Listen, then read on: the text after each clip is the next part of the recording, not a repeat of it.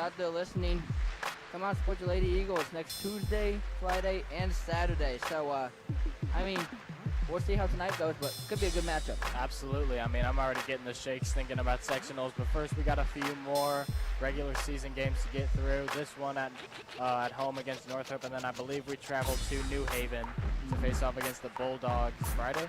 Yes. No, Saturday. Saturday. My mistake. Yeah, we got a few more regular season games. It is sectional time. I mean, if we're looking towards it, I mean, sectional shaked out just about how we wanted it. Got to go and good draw. Play Wayne in the first game. If we win that game, we'll go ahead and advance. We'll play Huntington North, and then Saturday night, hopefully we're here against Homestead. I know every single student here at Columbia City wants to see that game happen. Absolutely. I've already talked to a few of my friends, freshmen, sophomores, juniors, even a few seniors. All of them are planning to be here. That student section is going to be absolutely electric, and we are hoping to have a nice full gymnasium period just to complement that student section. So yeah, everyone come out, support your Lady Eagles. Yeah, I mean, everyone in Columbia City is looking forward to sectionals this year with our returning class from last year. Heartbreaking loss against Homestead last year, but this year we are back. Everyone is back. All 4 seniors, complimented by Addie Baxter. I mean, it's just a heck of a team, and I want to be cocky, but if we're going to win sectionals, it's going to be this year. Yeah, I mean, looking forward to that. Last year, remember that Epps got sent to the line for Homestead, was able to drain those 2 free throws, and we didn't have enough time to really set anything up. I mean, I think this year could be a little bit of a different story with us bringing everyone back, and they graduated quite a bit of players last year. I mean, don't get me wrong. You're not a bad team ranked 9th in the state, so you still have to respect them and everything, but I think that this year we're just a little bit more of a complete team than we were last year, and I think that we might be able to get it done. But, I mean, if we're looking forward to this JV matchup, we're looking at there were a few additions, few subtractions and everything, but this is a very, very young JV team. There's 1 junior on this team, 4 sophomores, Rest are 5 freshmen. Absolutely. I mean, if we're looking just a little bit ahead to the varsity lineup, Northrop varsity squad is led by sophomores, namely Kala Williams-Thomas, and also complemented by sharpshooting guard Nia Bell, so stick around to see that. But for now, let's focus on this JV squad. Absolutely a very young squad. Watching them in warm-ups, they seem to be very put together, though. I mean, they work together as a team. They all put the ball in the basket, and that's really what matters. Yeah, I mean, I got to go and talk to Coach Marshall a little bit before this JV matchup happened, and he complimented their shooting ability, their way to be able to defend the post and be able to have your help side defense. I think that that could go a long ways. I mean, they have a little bit of size on this team. They do have a 5'10" girl who we're looking forward to that. Could be a factor tonight as Columbia City relies heavily on getting the ball down to Strack and letting her go to work and getting stuff done. And tonight we'll see if that's just a little bit of a factor in terms of not being able to do that as much, because they do have a little bit more size and are able to bring that help side defense a little bit more. Yeah, absolutely.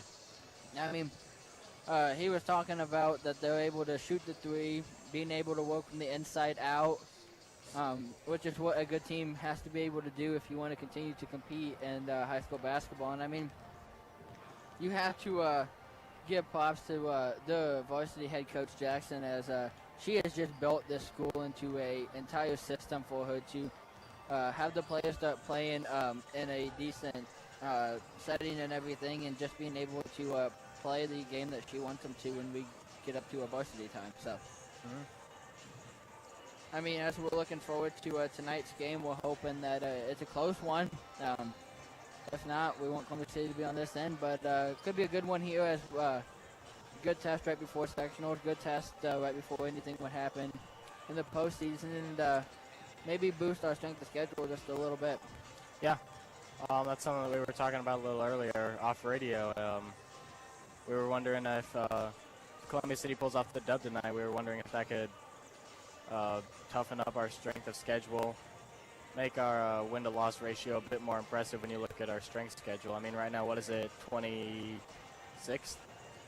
Yeah, we got the 26th strength schedule, but I mean, It's really hard to compete with the teams from Indy because they're good year in and year out, and they're playing each other all the time. But I think that Leach has done a great job with us this year and being able to schedule the games that are going to challenge us, are going to push us, and kind of get us on the map a little bit on how we should be able to play in sectionals. I mean, getting to be invited to the Hall of Fame Classic was huge for this team, just a huge confidence boost. And I mean, it could be all that we need is just being able to play competition like this throughout the entire season. That's going to maybe boost us in this tournament. Yeah, absolutely. I mean, that Hall of Fame was a great tournament for anyone else that watched live stream or in person. It was such a great tournament. It's such a massive victory for the Eagles to be able to pull that off. And yeah, it also, we played the number 2 now team in the state, Jennings County, and some of their tough players. I feel like that was a good test for the Columbia City Eagles, and of course they came out victorious.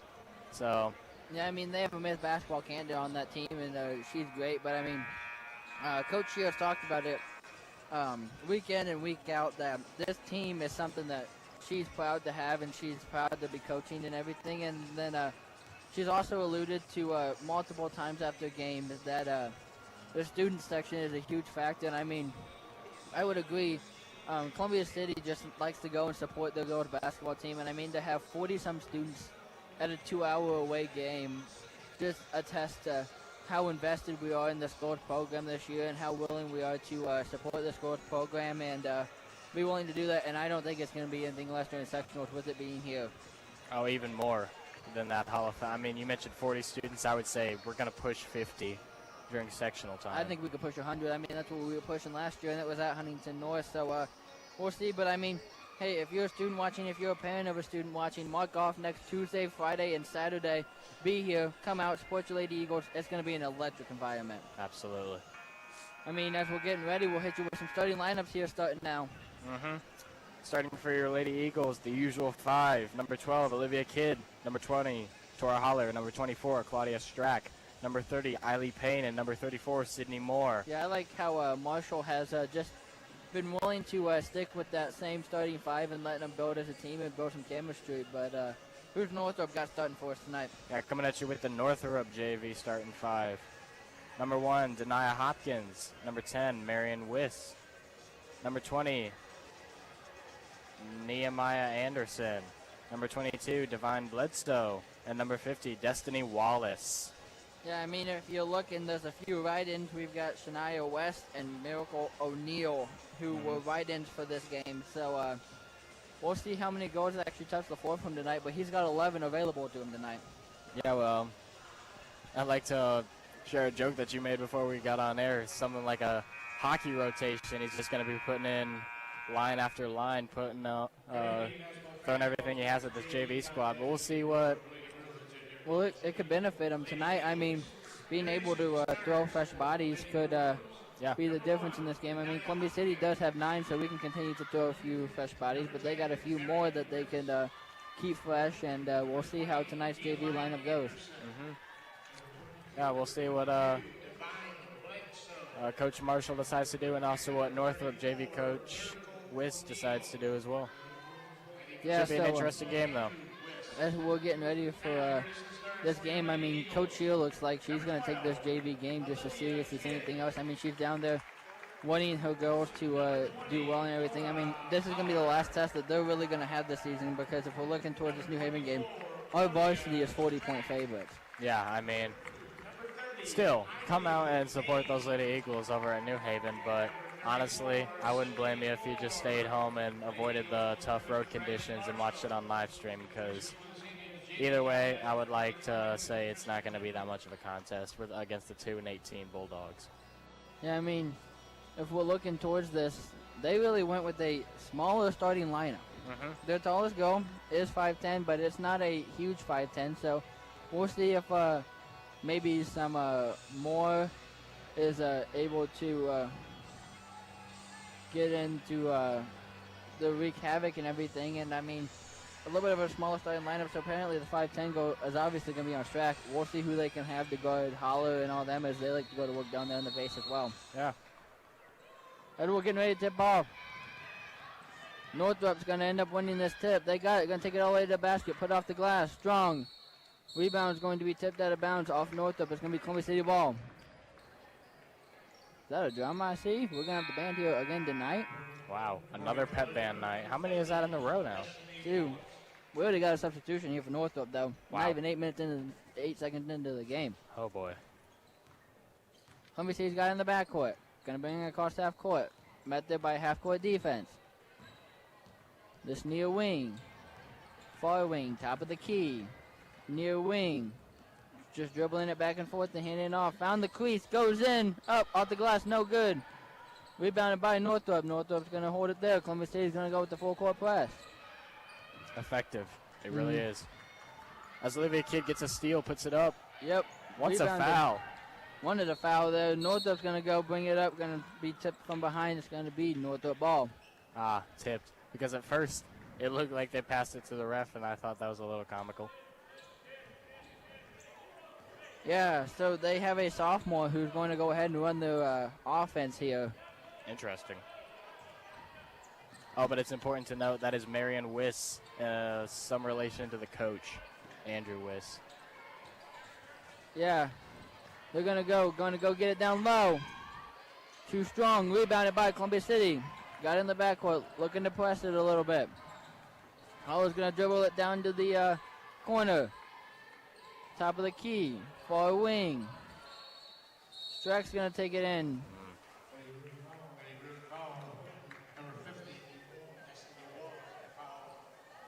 Oh, they're going to call that a foul instead of a travel. I thought that was a travel, and I think everyone thought that was a travel there. Even a few Columbia City people, clapped their hands out of frustration because they thought it was a travel, but nope, it's a foul. Going to get into Strack in the middle of the lane. That's going to end up being a travel. And there's the travel. All right. So far, Northrop, like I said, has had that help side defense, been willing to be over there, get over there in time, and been in the right places.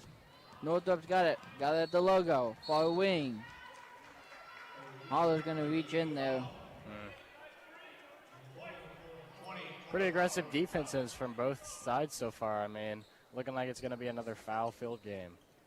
Well, it's also going to be a defensive-filled game. We'll see if anything's able to change, but so far it's been all passing, trying to look for that open cut, get down low. 3-2 zone. Yeah, City. Northrop's got it at the top of the key, far wing, tip back out to the far wing.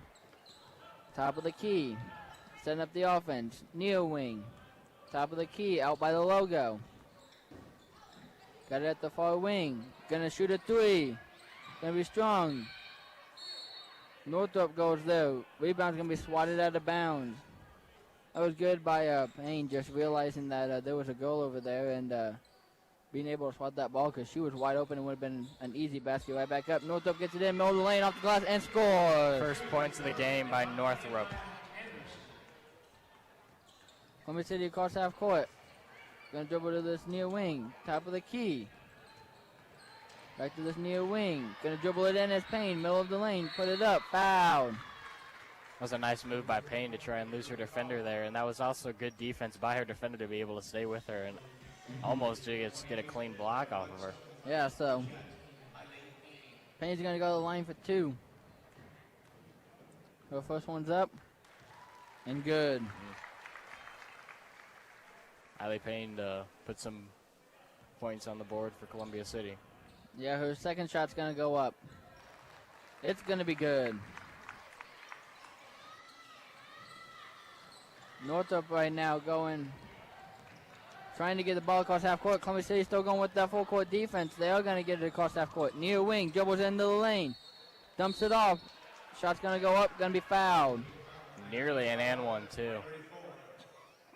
A centimeter to the right, and that would have been an and one, and that would have been disastrous for Columbia City, as this JV squad does tend to struggle to make up points instead of just pulling away on offense. Yeah, Northrop first shot going to go up. No good off the back of the rim. Love to see the pink down there, as tonight we are doing cancer awareness. Second shot up, no good. Rebound by Strack. Columbia City's got it in the backcourt. Brings it across half court. Over this near wing. Ooh, breaks her ankles. Far corner. 3, Kidd. Strong, rebound by Northrop. Still going with the full court press. Oh, no one is down here That's for Northrop. That's a bucket any day. Full court pass by Northrop to get it to Wiss for the easy layup. Yeah, there was no one down here. Columbia City just kind of fell asleep. Didn't know she was down here. Columbia City's got it near wing.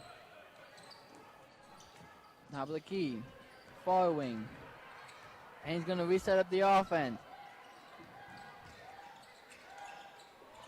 Got the pick and roll. Shrek puts it on the floor. Stolen by Northrop. Ooh. Kid's going to get down there on the floor, and it's going to be called a jump ball. Possession are going to be in favor of Columbia City. Columbia City fortunate there just to be able to get a jump ball, as Northrop should have had that ball all the way. Yeah. Columbia City gets the ball in, top of the key.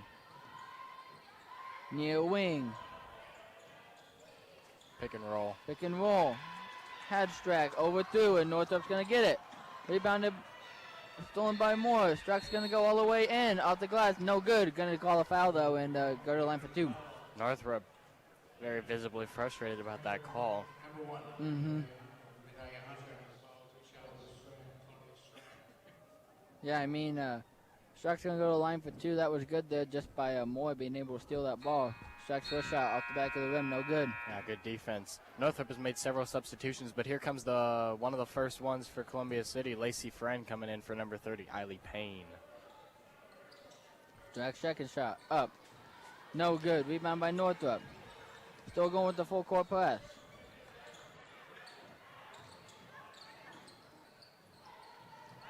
Northrop gets to the cross half court. That's a backcourt, Yep. Backcourt violation.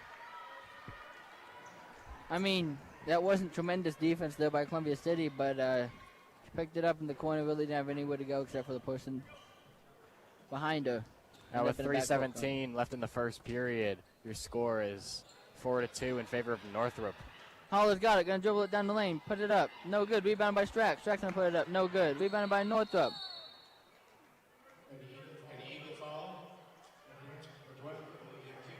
Wow, this was an extremely physical game tonight, ladies and gentlemen. I've seen several bodies hit the floor, a lot of fouls called, a lot of swats. I mean, yeah, we still got 3 minutes to go, and there's been 6 fouls called in this game so far. wow.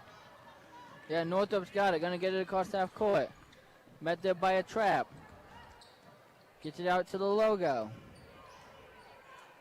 West is gonna come get it there, set up the offense.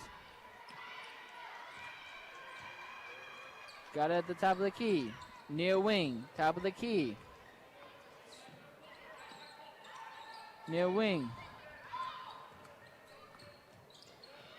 Gets it in down low. Far block. Gonna take a dribble.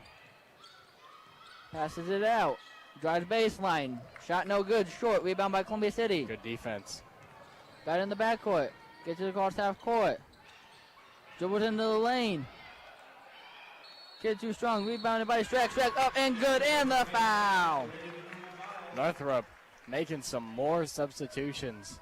You know, Tegan, your hockey line comment seems to be true so far. I mean, seems like every chance they get, Northrop's throwing fresh bodies out there on the court, just trying to keep this line fresh. Yeah, Strack's going to go to the line for her and 1. Shots up. No good. Rebounded by Northrop. Northrop's got it. Still going with the full court press. Able to break it. Northrop's got it near wing. Going to dribble lane. Kicks it out top of the key. Steps in for a 3. Shoots. Good. Bang! Nylon for Northrop. Columbia City's got it in the backcourt. Gets it across half court. Near wing. Dribbles it in. Kicks it back out to the top of the key. Far wing. Got the roller. Strack's going to go up. No good. Wow. Rebounded by Northrop. Strack able to hit it from behind. He's going to go out of bounds off of Columbia City. Going to be Northrop baller. Columbia City going to go ahead and set up their full court offense. Full court defense. Yep. I mean, so far it's pretty aggressive defense by both sides, like I said earlier. I mean, a lot of bodies have hit the floor. Yeah, Northrop able to break it. Gets it down low. Going to go up. Going to be swatted, but it is going to be a foul. Wow.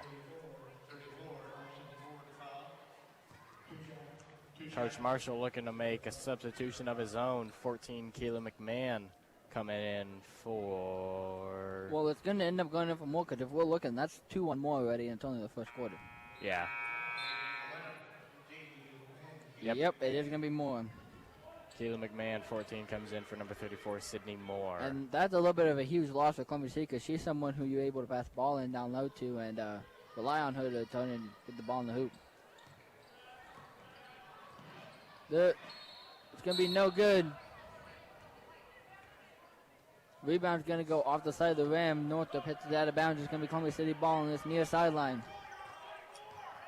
They've got it in the backcourt. Northrop now starting to go with the full court press. Gets it across half court. Top of the key. Far wing. Pick and Dribble roll. to the top of the key. Pick and roll. Has Strack. Strack off. No good. Northrop's got it. Going to dribble through traffic. Gets it down low. Right through their hands. It's going to be out of bounds in Columbia City ball. Man, Columbia City is lucky that they fumbled that pass, or else that would have been another bucket. And that could have been a 5-point lead. Yeah, so far the pick and roll has been there for Columbia City. Strack just hasn't been able to get it. They're going to get it up. Going to get it to McMahon. Going to pass it out for Friend. Elbow. No good. Rebounded by Northrop. It's going to be poked out of bounds and off of Columbia City. It was a good attempt for a steal by Kidd there.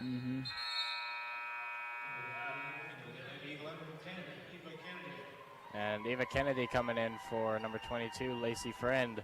Kennedy appears to have her own cheering section tonight. Yeah, Northrop's got it. Gets it across half court. Setting up the offense at the logo. 40 seconds, looking like they just want to wait until the final shot.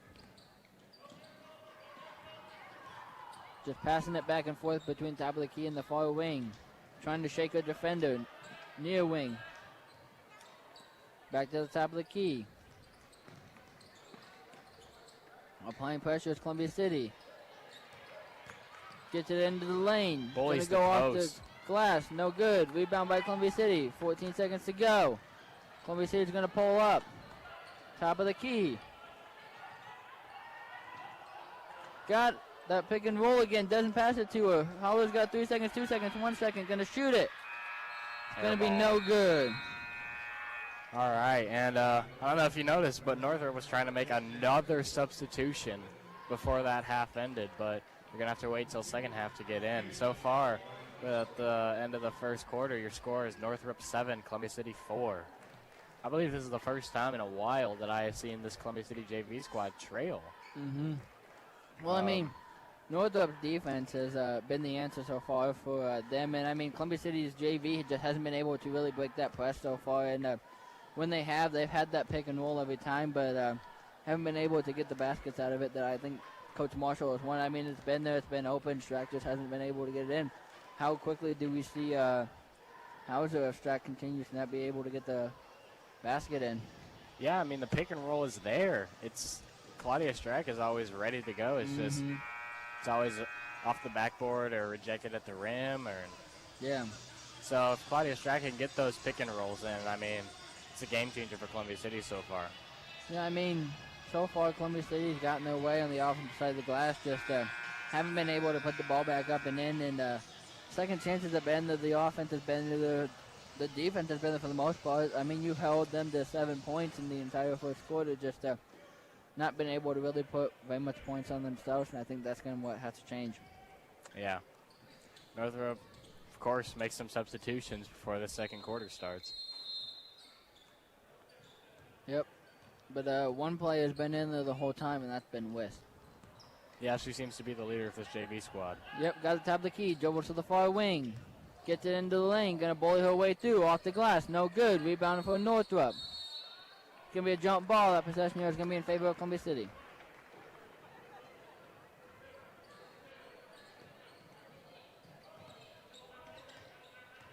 Columbia City gets the ball in. Has it in the backcourt. Gets it across half court.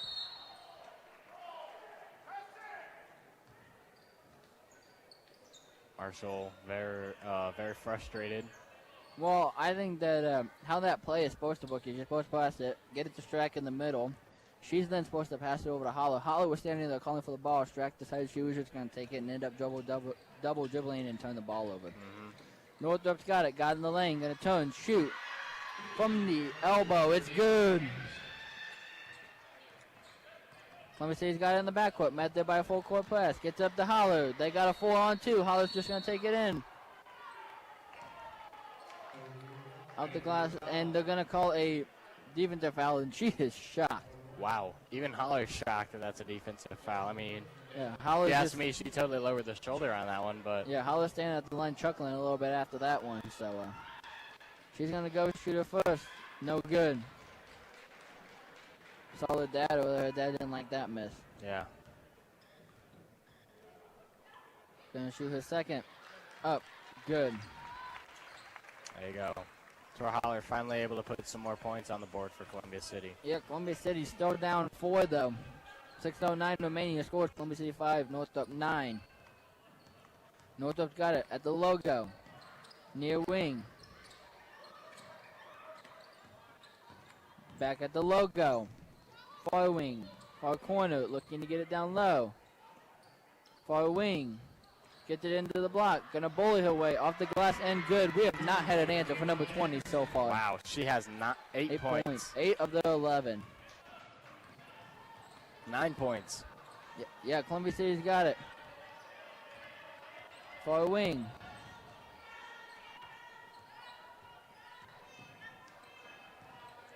Top of the key. Near wing. Stolen by Northrop. Northrop's just going to go all the way. Lay it off the glass. Up. No good. Rebounded by Columbia City, and it's going to be a foul.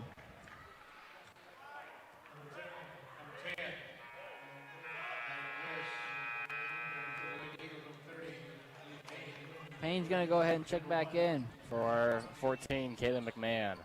Yeah, if you looked over, Holler was just telling Payne, because Payne looks a little bit frustrated. She just looked at her and said, calm down, this game will come to you. I mean, that's a leader right there. Yeah. Columbia City's got it. Gonna get it across half court. Far wing, gonna dribble it in. Kick it back out to the far wing. Top of the key. Gonna dribble to this near wing. Hand it off. Payne's gonna take it in. Holly's gonna back a defender in. Kicks it out.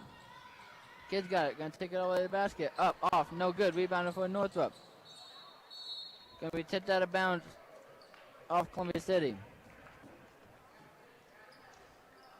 Now Marshall even saying some words to Payne. Payne's pretty frustrated tonight, ladies and gentlemen. Yeah, she had the open shot there, just decided not to take it, and Marshall's telling her, put that ball up. Ball's going to go in eventually. Yeah. Yeah, Northrop's got it. Logo. Near corner, near wing, back up to the logo, into the middle of the paint. Over to the far wing. Got it, going to dribble it in, going to cough it up. Holler's got it, going to bring it across half court. Top of the key. She's just going to continue to go until they stop her, take it in. Pops up. Shots up. Fouled.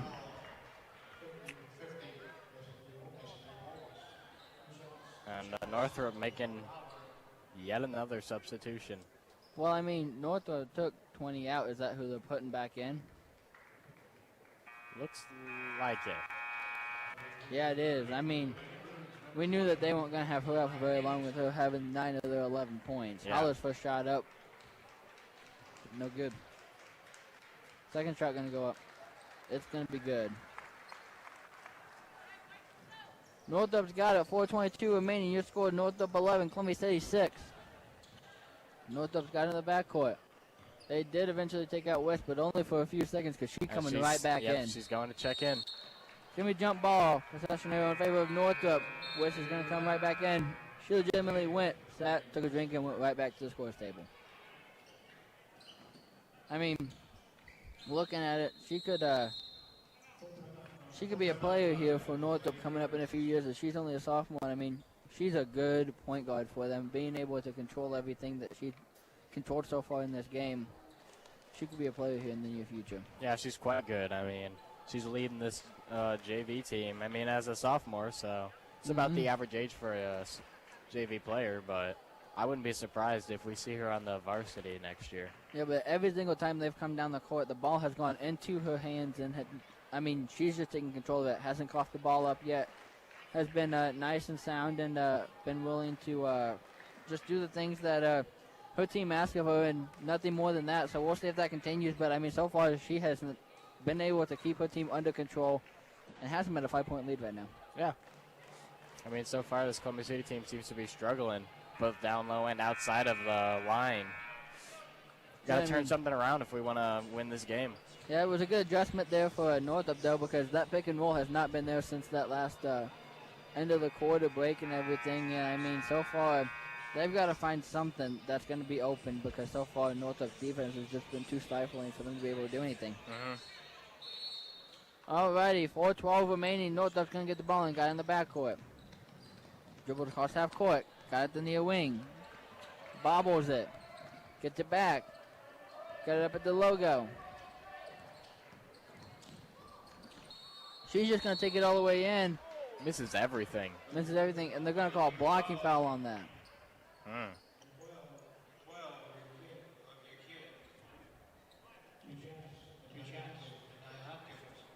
Coach Marshall doesn't agree with that one. I mean, kid was just standing there. She didn't move, but they call her blocking foul on anyways, and that's going to be her second. Northrop's first shot up. No good. The second shot, Coach Marshall going to elect to leave kid in. Second shot up. It's not going to count.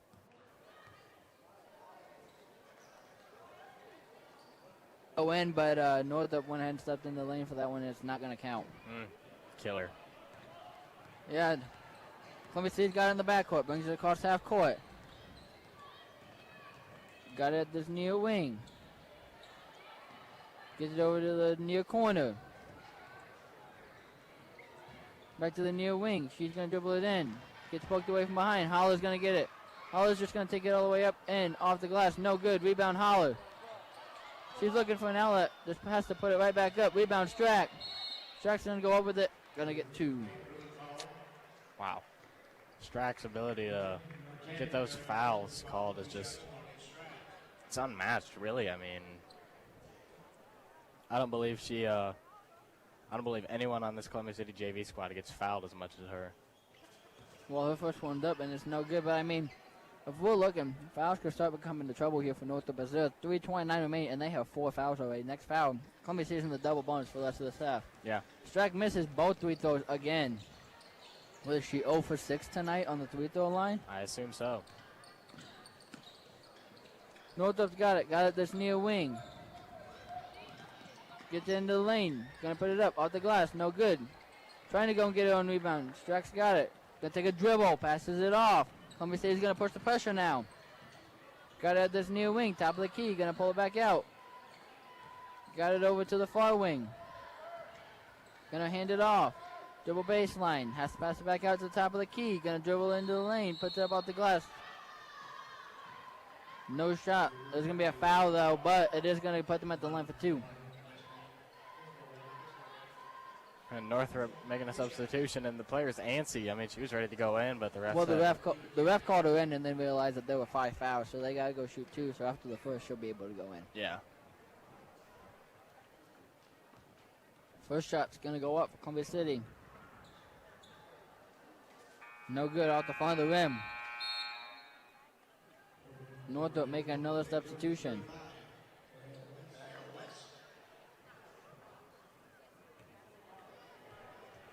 The second shot's going to go up. Good. Holds Columbia City within 4. Seeing if they can tie this thing up before halftime. Northrop's got it. Top of the key. Looking to get it down low. Dribbles it over to this near wing. Gets it back top of the key. Dribbles it in. Puts it up off glass. Blocked, but they are going to call a foul.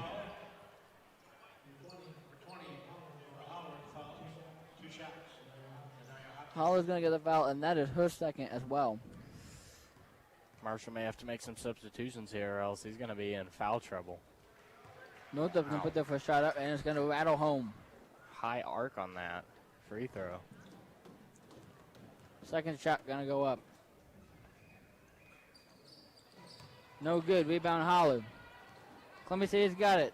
2:35 remaining. Your score is Northrop 12. Columbia City 7. Kennedy's going to take it all the way in. Going to get swatted away. Northrop running the other way with it. Going to put it up off the glass and good.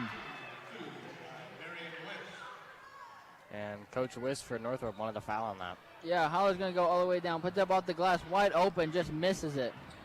Rebound for Columbia City. Holler's starting to get frustrated a little bit. So is this entire Columbia City team. They got it, top of the key, far wing. Back to the top of the key. Down to the corner. Just going to keep it down there, continue to passing it back and forth. Finally gets it up to the top of the key. Far wing, going to dribble it in. After gets it off, Holler loses it, gets it back down low for Strack. Strack up off the glass, and finally puts one home. Gets it in. There you go.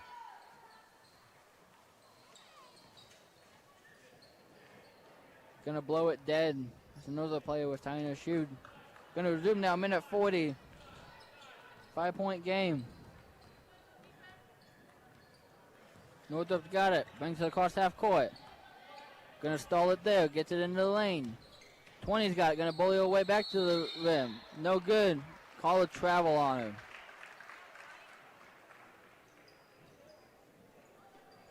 Northrop players are kind of just shrugging, not really knowing what they were really doing there. Yeah. Speaking of which, that Northrop varsity squad on that sideline there has been very, very vocal this game, and I'm wondering if it's starting to get into the Columbia City JV squad's head. Yeah, Columbia City's got it near wing, down to the corner. Kid's gonna take it, dribbles in, passes to Holler. Holler, wide open three, shoots up and scores! Holler finally, Holler finally able to find her stroke on that one. Wide open, Porter's within two, got a minute left. Columbia City 12, Northrop 14. Witt's gonna take it, dribbles it, passes it out, three-pointer, Northrop, no good. Rebound though, Northrop. Strack's gonna go. Swats it cleanly. Holler's gonna get it, bring it up court. 44 seconds remaining. Payne's gonna take a three. Payne, three, in and out. Rebound. Strack's gonna be knocked out of bounds from behind. It's gonna be Columbia City ball. 39 seconds remaining.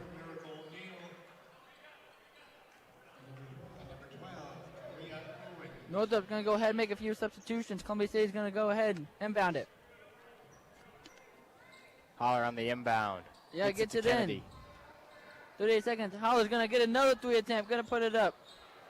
It's going to rattle off the rim. Strack right there. Rebound. No good. Strong. Rebound by Northrop. 28 seconds remaining. Met there immediately by Kidd. Going to try to keep this a 2-point game. Northrop's got it. Near wing. Top of the key. Tough defense. 14 seconds remaining. Northrop's got it. Looking for something quick. Going to be a charge. 9.9 seconds to go. Columbia City can tie this game before half.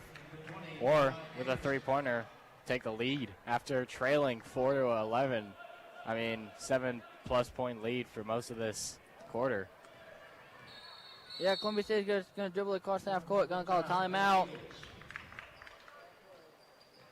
Interesting quarter. I mean, yeah. Columbia City struggled at first, but now they seem to be catching fire. I mean, Holler with that huge three-pointer to get some momentum behind Columbia City, and suddenly they've just been unstoppable. I mean, Northrop only scored 3 points this whole quarter, while compared to Columbia City 8.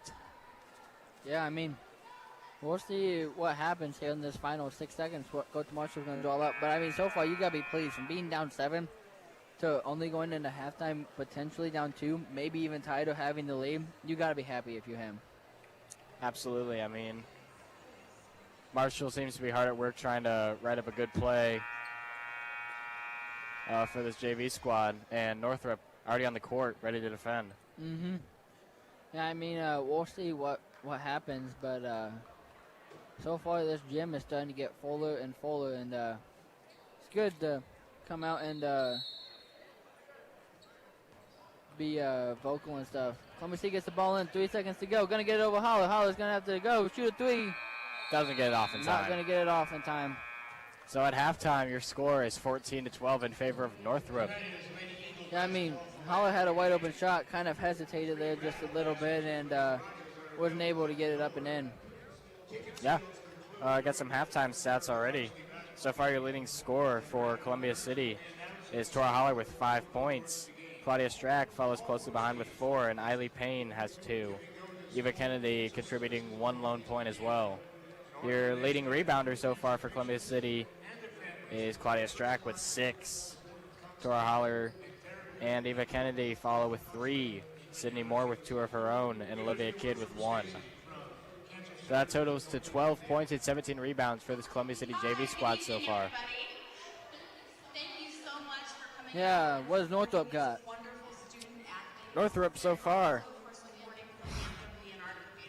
Number 20, Anderson, killing us with 9 points so far.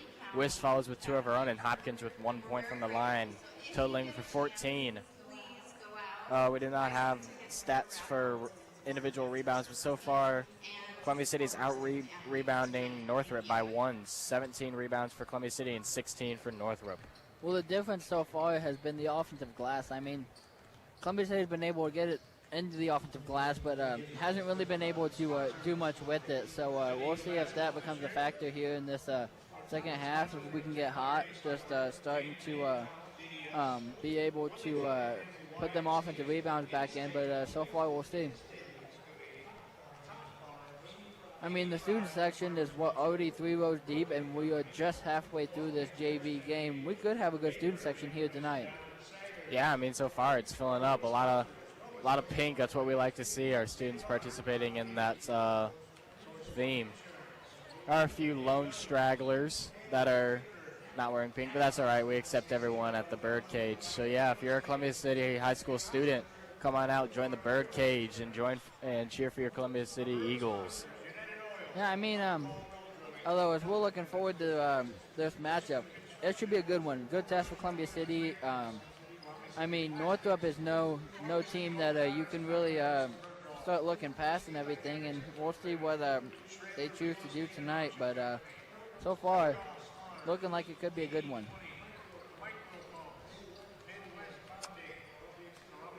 All right, this varsity squad for Columbia City shooting around. Same for the Northrop squad.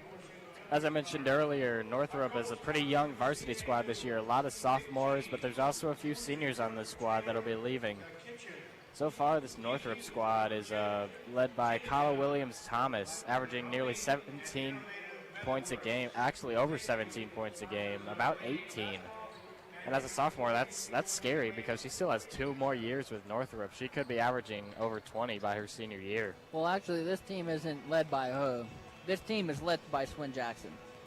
Yeah. I mean, if you go back and you watch their game tape and everything, she's your point guard, she's your ball handler, she's everything that you need her to be, and it doesn't shock me. I mean, her entire family is a basketball family with her 2 older sisters who were twins last year for this team playing at Valparaiso, and her brother playing at local PFW. I mean, this whole team has just grown up around basketball, and their mom has done a great job raising them in a basketball family, as she is their head coach and has been for several years. Yeah. I mean, the Jackson twins last year, they were deadly, and little sister, I believe her name is When? Yeah. I mean, No worries. I mean, that duo last year was unstoppable, and sister this year looking to follow in their footsteps and lead Northrop to some key victories. And hopefully around sectional time, they can get some stuff done too. yeah, I mean, she's 5'10" as a sophomore.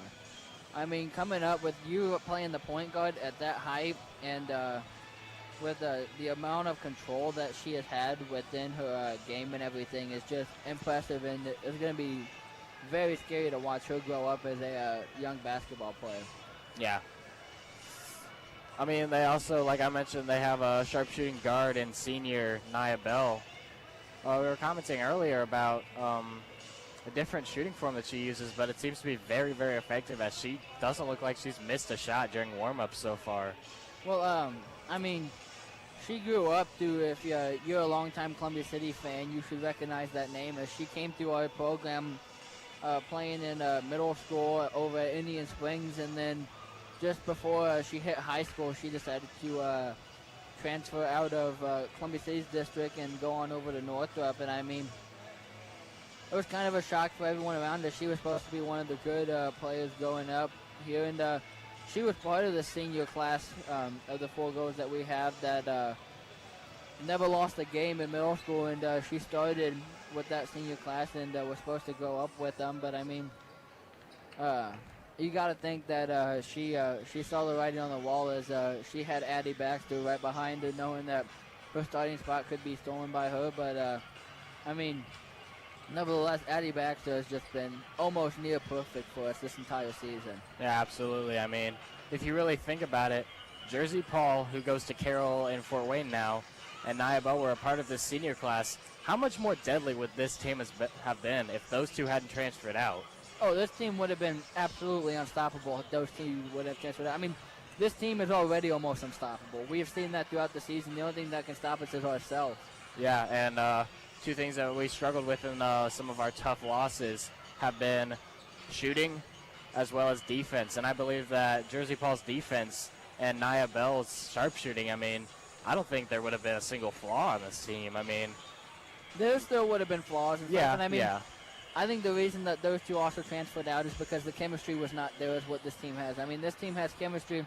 If you still had those two weren't having as strong as chemistry with the people that were here at this program than what we have now. And I mean, that could have been an issue. But I mean, nevertheless, Coach Shear's done a great job with what she's had. And I mean, so far, it's been all defense here. And I think that's how it's going to be for the varsity game tonight, too. Yeah, I'm looking forward to this varsity game. Me and you will be sitting over there in the bird cage, hopefully chanting pretty loud, and of course get to hear from Andy Thompson, a.k.a. T-Bird. And I mean, we'll see what happens, but going back and looking at a few more stats, go ahead and read off our stats again for us. Yeah, I mean, your leading rebounder for Columbia City is, of course, Claudia Strax is going to be your leading rebounder most of the time, which is 5'10". And I wish we could tell you the leading rebounder. I'm guessing it's 20, though, because 20's up there in height, too, so she's been all over. But they've also done a good job of just boxing out, going back to your fundamentals and everything, and just being prepared to get the rebound and just have wanted it more, it seems. Yeah. It seems like Columbia City's been a little bit lackadaisical so far in this game, and I think Coach Marshall is hoping that halftime he'll be able to wake them up a little bit, as there's 2.5 minutes and neither team has come out. Yeah. Yeah, I'm not sure what's going on. I mean, neither Northrop's JV squad or Columbia City's is coming out. I've noticed a pattern that they usually do come out around the 2-minute mark. That's usually baseline when the two teams need to be out here. Mm-hmm. But yeah, so far, no sight of either team. And I mean, this game has been close. Nothing less of what we have expected. I mean, talking with Coach Marshall and everything, I mean, he knew that this game was going to be a challenge, that this Northrop team is no slouch of a team. But I think that this is a little bit more of a game than I think he was hoping for. Yeah. Yeah, no words. I mean, Coach Wiss of Northrop has done a great job of whipping his JV team into shape. Speaking of which, they just came out. And his daughter, I believe, I may be wrong, some relationship there, I'm guessing. Mm-hmm. Marion has just done a phenomenal job of leading this JV squad as looks like the point guard. And I mean, you're going to get that. I mean, having your dad as a coach and knowing the system and everything is always a bonus. But I mean, just having the IQ that she's had so far in this game, has just been new and remarkable. I mean, the varsity team right here is trying to pump this JV squad up, but I mean, nothing seems to be working right now. Yeah, I mean, they've got to get something into their heads, and they just got to get a system working on the floor if they want to come out of this JV game victorious. I mean, I wouldn't be surprised if we see Tora Holler a lot in the second half, unless they suddenly do start to pull ahead in this third quarter. Yeah, I mean, we'll see what Coach Marshall and everybody decides to do tonight. With this game being a little bit closer, they may keep Holler in this entire game and just use the 2 quarters that she has. Yeah. But I mean, as we're getting ready, Northrop's not even warming up, neither is Columbia City. They're just both ready to go and get the show on the road. 20 seconds left, clock winding down. Varsity getting some very last-minute shots in. Mm-hmm. Yep, officials ready for tip-off. Columbia City JV squad ready for tip-off. JV doing a little pre-half ritual, and there you go. Second half of basketball coming at you. Yeah. getting ready to go here pretty soon. It's looking like this ball, it is going to be Columbia City's ball to begin this second half. Columbia City's going to get in the backcourt. Got it across half court at the logo, top of the key, far wing. Screen, looking to go back to that pick and roll. Had it again, Strack not able to catch it. It's going to, fortunately, be tipped there by Northrop, but I mean, she was wide open, put the ball right on her hands, not able to bring it in. Yeah.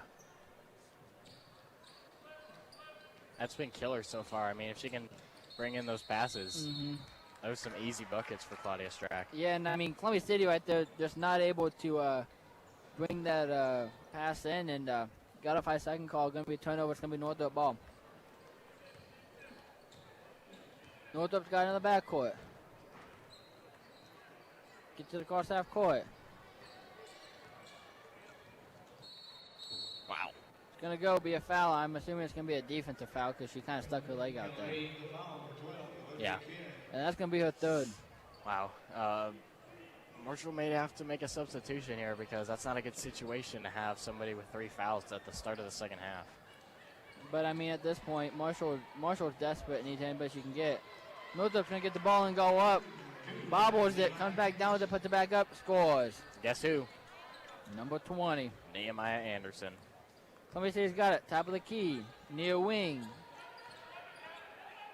Swinging it over to the far wing. Dribbles it into the lane, kicks it back out. Almost stolen. It is going to be a jump ball. Possession arrow is going to be in favor of Northrop. Killer.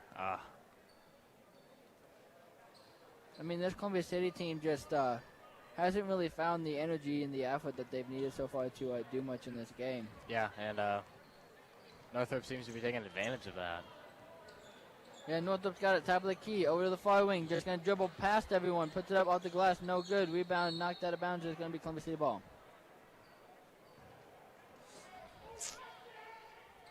Columbia City's going to inbound it. Look at Kid bringing it up the floor. Yeah, Northrop looked like they were going to show some pressure there, backed off of it. Kid's just going to drive it all the way, passes it back out. Strack able to corral that one after it was almost stolen. Gets it over the paint, top of the key, dribbles it in. Bad pass. Yeah, bad pass, stolen by Northrop. Northrop's got it, going to bring it up the court. Going to dribble it into the lane, puts up off the glass, going to go up, fouled. That is Moore's third as well, so he now has 2 goals with 3 fouls. And not just 2 girls, the 2 juniors of the team. You're going to want them late. He probably might want to think about some of them out, but so far he's not batting an eye at it. Nope, Northrop's first shot's up, no good. Second shot up. It rattles home. 5-point lead to start off this second half by Northrop, 17-12. Yeah. Columbia City gets the ball across half court. Gets it over to the corner. Holler just going to take it in. Going to put it up off the glass. Going to be fouled. There you go. Holler finally able to draw a foul and see if he can get some points on the board for Columbia City to start off the second half. If that foul's on Wisp, which it is, that's her third too. Yeah. Holler's Dangerous first territory. free throw up. No good. Dangerous territory for both teams. I mean, Destiny Wallace of Northrop also has 3 so far. Mm-hmm. Yeah, both teams have been in a little bit of foul trouble so far. Holler's second shot up, good. To pull him back within 4. 5:20 remaining. Your scores: Northrop 17, Columbia City 13. Northrop's got it in the backcourt. Gets it across half court. Top of the key, gonna dribble it in, puts it up off the glass. No good. Rebound Columbia City. Hollis pass out, stolen. Northrop's got it, far wing. Dribbles it to the logo, gonna set up the offense. Gonna dribble it to her left. Stops, turns around, passes it back out to the wing. She's just gonna dribble it. Dribbles it off of her glasses. Payne's gonna take it the other way, up off the glass, and scores! Payne finally able to maybe build a little bit of confidence there. Clean Euro step. Yeah, Columbia City's gonna get it. Sets up the defense. Northrop gets it down.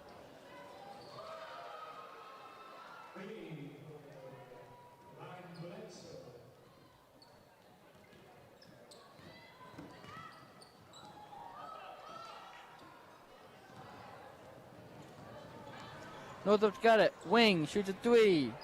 No good. Rebounded by Payne. Columbia City's going to bring it all the way. Payne loses it. Kid able to corral it. Gets it over this near wing. Holler going to pop a shot. Up, three, and good.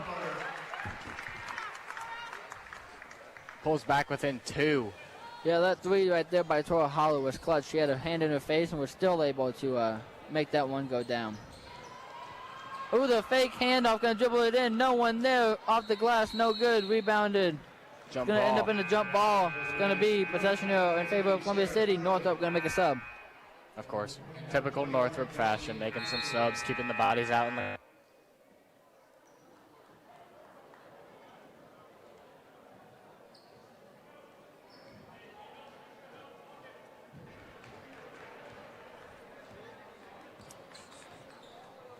Columbia City able to get the ball across half court. Got the top of the key. No far wing.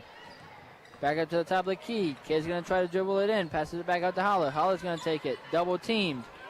Gets it for Kid. Kid's going to drive baseline. Puts the ball up. No good. Strong. Rebounded by Northrop. They're going to get the ball. Across half court. At the logo. Going to set up their offense. Near wing. Her pass is going to be deflected. Columbia City's got it. Looking to get it up. Pass Stolen. way too strong. Now they've got a 3-on-1. Not able to get over there in time, but Anderson's going to get it. Corral it. Turns and scores. This Columbia City team just can't stop this Northrop offense and defense so far. I mean... Well, so far, they haven't been able to stop 20. Yeah. Payne's got it. Top of the key. Going to dribble it in. Going to put it up off the glass. It's going to be swatted. They're going to call that off of Northrop, though. Well, it was off of Northrop. I mean, that goal just stuck her hand out. Was able to roll it right off of Payne's hand. I know, but I was thinking I saw some... never mind. Columbia City's going to inbound it. Under their own basket. Going to get the ball in. Far wing. Top of the key.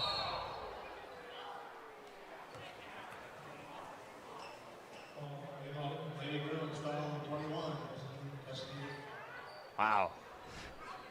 Very, very heavy contact on a foul there. And it's going to put 21 for Northrop. Another Northrop player in 3 foul trouble. I mean... Yeah, I mean, they just didn't call that foul out. They're going to get the ball in. Holler's going to shoot a corner 3. No good. Rebound's going to be off of Northrop. Student section getting fired up for a JV game. We love to see it. Yeah, I mean, the student section's becoming a little bit vocal here. Columbia City looking to get the ball in. They're going to do so. Near wing. Top of the key. Corner. Holler's got it. Passes it back out to Payne. Payne's going to shoot a 3. Payne's going to drain the 3. Holds Columbia City within 1. 2:10 remaining. You scored Northrop 22, Columbia City 21. Timeout, Coach Marshall. Yeah, I mean, some life from this Columbia City team, and Marshall taking some time to recollect it, try to keep that energy going, and yeah, I mean, Columbia City almost about to have their first lead of this whole game so far. Yeah, I mean, Columbia City is finally starting to find some momentum, shooting the 3, being able to get that to go, being able to get everything to go, and that's, as we talked about, that's what they're going to have to do, continue to shoot, continue to score, and they're starting to spread the ball around just a little bit more. I mean, something to still look at is those 2 juniors that still only had 3 fouls. That's good for them for that fouling so far. Yeah, I mean, they've stayed pretty safe this quarter and not picked up too many fouls, but that's still a pretty dangerous situation. I mean, you never know how many fouls you can pick up. I mean, it could be the span of 30 seconds, you get 2 fouls, and you're out of the game for the rest of the time. Good old Rodney's over there. Love Rodney. Shout out to Rodney, longtime Columbia City Eagles fan and such a great supporter for all programs. I mean, you see him at football games, you see him at boys basketball games, you see him at girls basketball games. Incredible fan right there.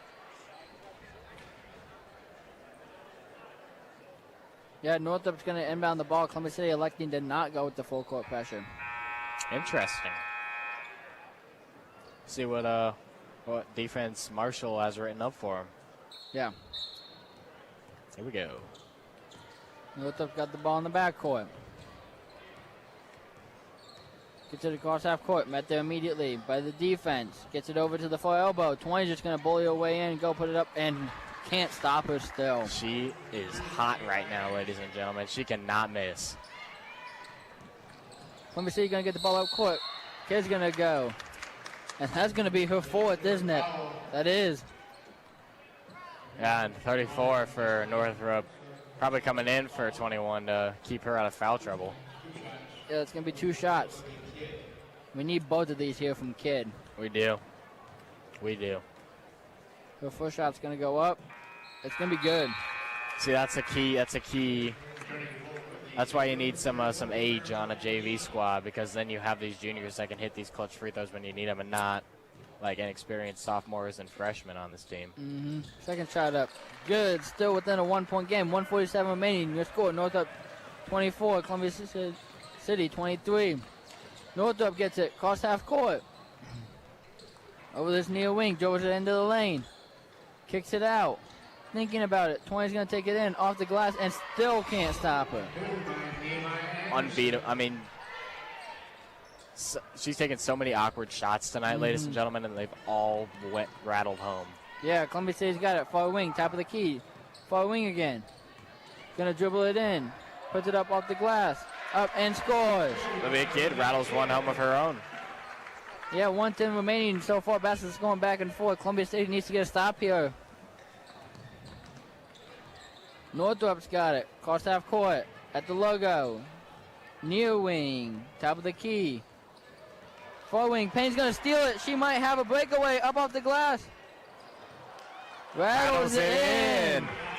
Columbia City with their first lead of the whole game in the third quarter at 45 seconds left. Columbia City 27, Northrop 26. This crowd's starting to come alive a little bit. Payne's going to go. Almost get another steal. It is going to go off of Northrop. It's going to be Columbia City ball. 37 seconds remaining. And just like Holler said, this game has come to Payne. I mean, she's suddenly come alive in this third quarter, gotten a few key steals. Keep the ball in Columbia City's hands, and now they have the lead as well. Yeah, Columbia City hoping to build on this lead. Might as well push it out to 3 or 4. Columbia City's got it. Far wing, top of the key. Down in the corner. Looking to hold for the last shot. Just passing it back and forth. Kid's going to dribble it in. Going to pass it back out. Looking to get over to Holler. Holler's just going to take it. 14 seconds remaining. Something's going to have to happen soon if Columbia City wants to do anything, and there's going to be a foul. 22 from Northrop almost did a cartwheel. She would have ended up in the stands, though. Yeah. 10 seconds remaining. Columbia City is going to have the ball. See if we can get a shot up this time and hopefully score. Here we go.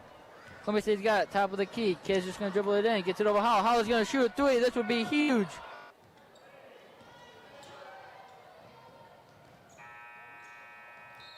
Oh, and just barely not able to get that one in. As that was 20. Would not have shocked me if that ball went in. Well, Columbia City leads going into the fourth. I mean, 27 to 26.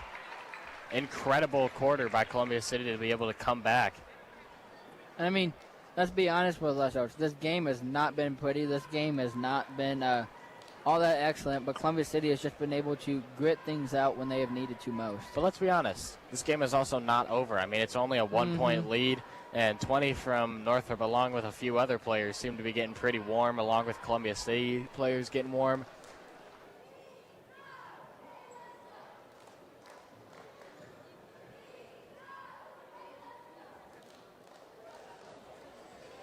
As we have said, I don't see Holler down there.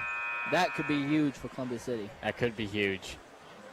That's a downside to having a player that plays both varsity and JV. I did notice, though, 20 from Northrop also plays varsity. But yeah, she appears to still be playing, so. Well, but if you're looking at Northrop's roster, Northrop is so young, even on the varsity side, that she probably doesn't play a whole lot there. So she's going to play this whole game. Look for her to turn this tide for Northrop and potentially get them a win. Yeah. All right. Setting up for this last quarter.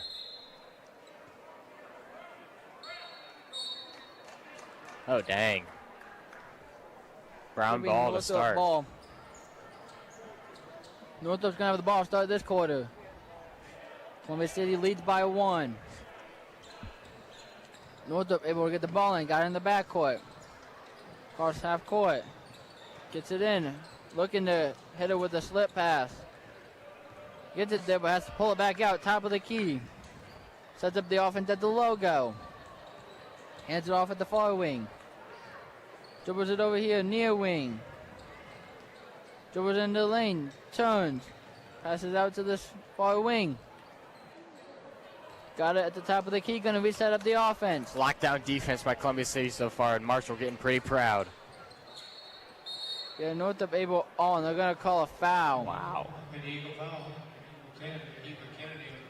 Killer. That is only her first, though, which is good. Yeah, it is good. I mean, so far I'd say we have less foul trouble than Northrop, although Northrop also has more bodies to throw at us, so.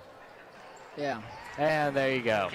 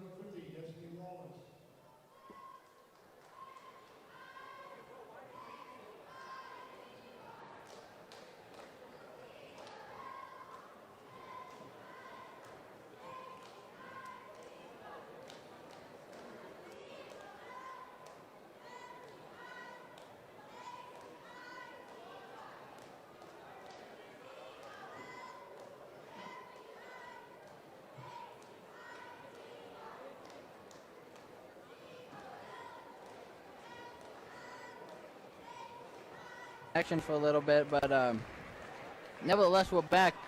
In that fast little span, I mean, Columbia City was able to pull ahead by 2. Yeah, I mean, I was keeping track of what happened, and it looked like Northrop got a basket, Columbia City gets a basket, and then And one missed the free throw. Claudia Strike got the rebound, put it up, and it was no good. And then Northrop tipped the ball out of bounds, and right now I think Columbia City went back down the court. Yeah, she had Payne wide open. Streaking down the court, was able to put it back up. Now it's Northrop ball. Coming out of this timeout, 4:37 remaining. Your score is Columbia City 33, Northrop 31. Yeah, what a game so far. Northrop's got it. Brings it across half court.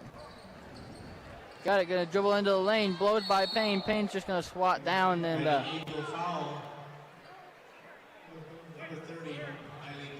Now, something else that happened while we were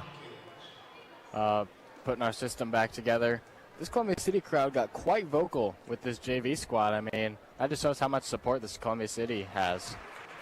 Yeah, first shot's going to go up. It's going to be good. Second shot up. Goes up. And is good as well. We got another tie ball game here. 4:25 remaining. Nothing less of what we expected. Columbia City's got it. Going to take it into the lane. Going to be stolen. Going to pass it up ahead. Well, had someone pass it up ahead. Instead, it's going to be another foul. And that's Kids' fourth. At this point, with 4:13 remaining, you have to bring someone in. Yeah, you do. And here comes Eva Kennedy for number 10. Eva Kennedy coming in for number 12, Olivia Kidd. Yeah, so Columbia City now only has 2 starters out there. 20 goes up. Great defense by Payne. She misses it. Payne's going to go and get the rebound. Payne's going to bring it up court. Columbia City's got it. Puts it up. No good. Rebounded by Northrop. Northrop's going to push pressure. Gets it over to 20. 20's going to try to put it up, and she's going to travel beforehand. Wow. And coach for Northrop wants a foul. He wanted it bad. I mean, it could have gone either way. She did travel, but she also, there might have been some contact there too. Yeah, Columbia City's got it. Going to bring it across half court. Sets up their offense. Got it. Strike down low. Oh. Going to end up being a charge, though. Wouldn't have counted. Payne looks hurt. Ooh. Payne is going to go hurt. Give a shout out to Gary Vandersall. Yes, what sir. An athletic trainer. What an athletic trainer. I mean, he's always there, and he always helps the athletes when they're hurt. And it looks like Sydney Moore is going to come in for Eiley Payne, who has 4 fouls, by the way, so she's got to be careful. Yeah, Payne, it looked like when she drove, she just hit the shoulder of the Northrop girl and went down holding her face. We'll hope that she's okay, because with 3:45 to go, losing her is huge, but not having Holly. Yeah. She's one of the key players, too, so hopefully this JV squad can hold together for this last 3:45. Yeah, but, I mean, let's look over at the student section. What does it look? We got 5 rows up now? 5 rows. So, so far, a good student section so far.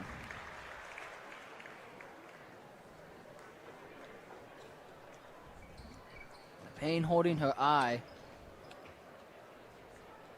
We'll see if she's good to come in here pretty soon, but that'd be another huge loss for Columbia City. Yeah. As we are looking to have Northrop inbound the ball here. Here we go. Northrop gets it across half court. Gets in for 20. 20 is just going to go and do her thing. Oh, passes it out. Travel. Be a travel. 3:32 remaining. Your score is tied at 33. Columbia City's got it in the backcourt.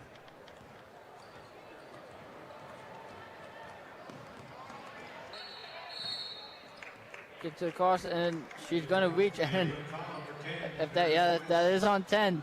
That's her 4th now. That's her 4th. Yeah, but Northrop both really teams, yeah. Northrop doesn't have anyone else who can control the ball, so they got to leave her in. Big killer. She fouls out right now. I know. It's going to be a travel, though. Going to be turnover. Going to be Northrop ball. 3:19 remaining.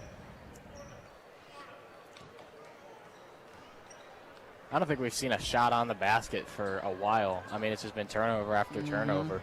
Yeah, defense is really toughened up here. Northrop gets it across that court, got at the top of the key, dribbles it to the far wing. Gets it, gonna just take it all the way in, off the glass, no good, rebound Strack. Columbia City's looking to push the pressure a little bit. Kennedy's got it. Passes it off for Strack, Strack's gonna take it in. Flynn's gonna do one dribble step, puts it up, no good.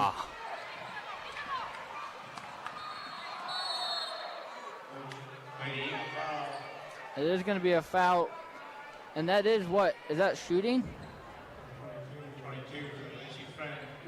2 shots. Yeah, that is a shooting. That is huge for Northrop. Very big. Northrop now shooting 2 fouls. 2 foul shots. Olivia Kidd looking to check in for Columbia City. Northrop's first shot's gonna go up. And no good. Lacey Friend coming out. Olivia Kidd checking in. Number 12, Olivia Kidd. Lacey Friend, number 22. Northrop second shot up. And good. 1 point lead for Northrop. 2:44 remaining. Columbia City's got it. Gonna bring it up. Going to her right. Got at the top of the key. Far wing just picked it up and just ran with it. I mean, luckily for Coach Marshall, it's looking like Payne's going to go back in, which is huge for Columbia City, because otherwise, since she has come out, we have not looked like a good Columbia City team. Yeah. And she's back. Still holding her eye, but... That's what I just said. Yeah. Columbia City's got it. Got defense there. Northrop's got it. Far wing. Top of the key. Near wing. Northrop looking to get it down low. It's going to end up being tipped off Northrop. It's going to be Columbia City ball. 2:15 remaining. Kid looking to bring it up. Got at the top of the key. Passes it off far wing. Nice backdoor cut. It's going to be stolen. Payne is obviously hurting still. Going to try to go full court. Does get it up there. She's going to pull it out. Top of the key looking to get it down low. Does. Off the glass. No good. Rebound by Columbia City.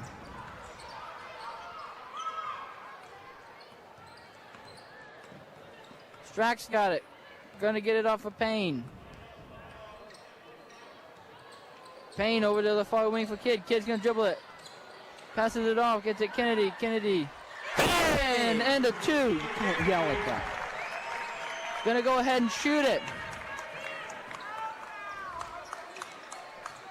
Defense. It's going to come down to defense here in this game. It's going to be a full timeout Northrop.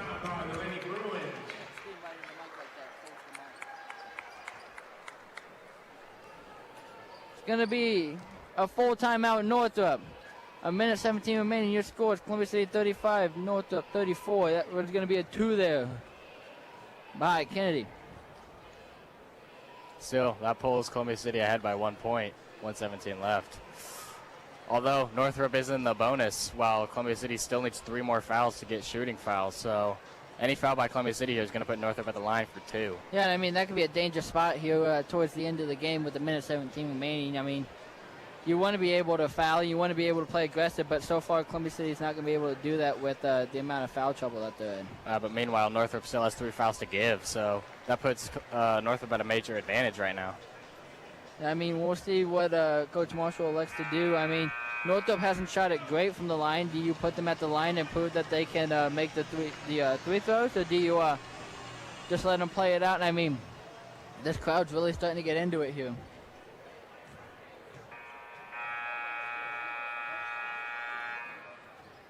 Quite a big crowd so far. I mean, that shows you how great of a matchup this is going to be for the varsity girls. Yeah, Northrop looking to get the ball in. Does. 1:15 remaining. Northrop's got it. Top of the key.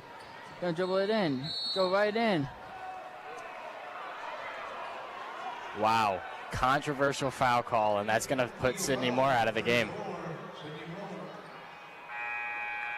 Lacey Friend going to check in for number 22. Yeah, I mean, now we no longer have a junior, yeah. Yeah. We're missing some junior power on the field now, and Olivia Kidd has 4. Northrop's first shot's up. No good. Wow. Strong off the back of the rim. Got to make this one to make it a tie ball game. 1:09 remaining. Northrop's second shot up. It is good. Columbia City's going to get the ball in. Got it in the backcourt. Over to the cross half court. Kennedy's going to step in for another shot. No good. It is going to be Columbia City ball. All righty. 58 seconds to go. 58.1. Columbia City's going to inbound the ball from underneath their own basket. See if they can get something here. Is able to get the ball in. Kid's just going to take it, put it up.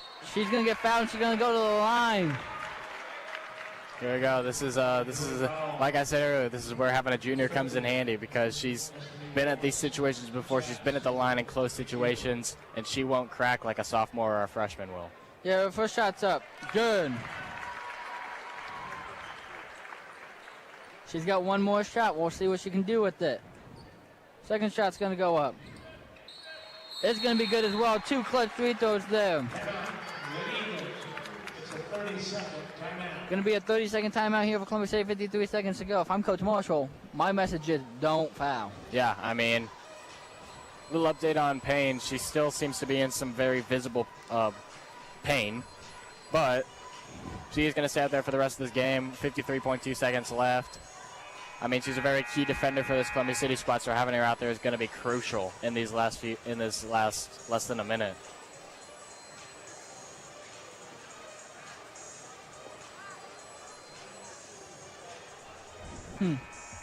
Yeah. Well, I was just watching, but I mean, Northrop's trying to make a sub, but the refs are telling them that they have to wait on this one. Yeah. Can't sub quite yet. I mean, Wiss has done a great job of putting fresh bodies out there, but right now he's also in foul trouble with a lot of his players. I mean, he has 2 players out there that have 4. But either one of them could foul out right now. One of them being his own daughter. Yeah, so we'll see, which is going to be huge because she'd been the ball carrier of this team. And, I mean, Northrop's going to go dribble right down the lane. And then they're going to call a foul on that. That is going to be on Kidd, and Kidd is now out of this game. Wow. Keelan McMahon going to come in for her. I mean, we're now missing both of our juniors as well as Tora Holler, so. We'll see what that does down the stretch. I mean, hopefully Northrop misses this and just we're able to run some clock. Misses the first. There you go. Northrop makes their substitution. Yep. They are going to go and try to put their second one up. Second one's going to go up. It's going to be good. 46 seconds to go. It's a 1-point game. Your score, Columbia City 37, Northrop 36. 43 seconds to go. Payne's going to bring it down. Payne trying to get Strack off of Strack's hand. It's not what you wanted to happen right there because now Northrop has the ball with 39.5 seconds left. That's plenty of time to set up offense. And I mean, Columbia City can't foul. Northrop's just going to go. Take it. Looking to get it in. Payne able to go. Steal it. It's a huge steal by Payne. Let's go. Luck. Gets it down. Northrop's going to have to foul. They had a foul to give, though. 26 seconds to go. Columbia City leads 37-36. Key possession here by Columbia City. If they can extend their lead, that's probably the dagger tonight, ladies and gentlemen. Looking to get the ball in. No one's open. Finally, McMahon comes free. McMahon able to go and save it. Gets it over to Strack. They go with the double team. Gets it over to Payne. Looking. Kennedy's going to step in. Shoot it. That's not what you wanted to happen there. You just wanted to run the clock there. Northrop's now got it. And it's going to be a double dribble. It's going to be Columbia City ball. 11 seconds to go. Columbia City lead by 1. That is not what you wanted to happen if you were Northrop. I mean, 2 bad possessions back to back, and I mean, I don't know if This game is intense. Fans are starting to get on their feet. We'll see what happens in this one. I don't know if you heard it, but Marsha was very, very upset. Columbia City going to go and take the final timeout. Columbia City now has 0 timeouts. It's a full timeout. It's going to end up being a full timeout, 10.9 to go.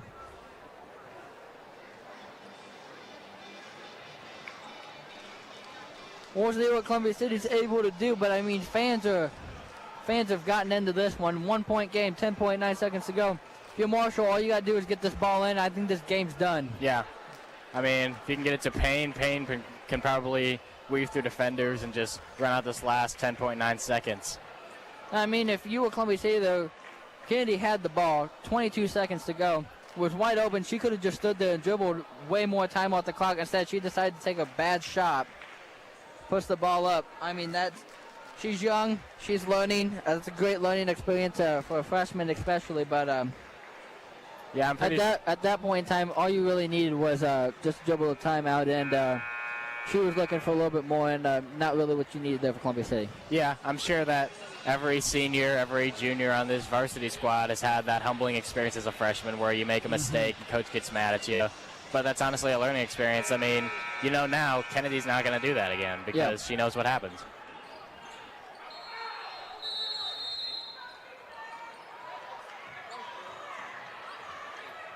Columbia City's able to get the ball in. McMahon's looking for someone.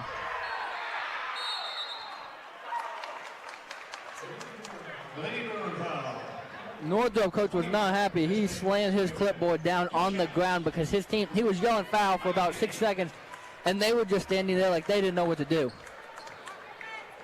Nevertheless, Payne's going to go to the line. First shot's up. It's good. I'd like to say some very,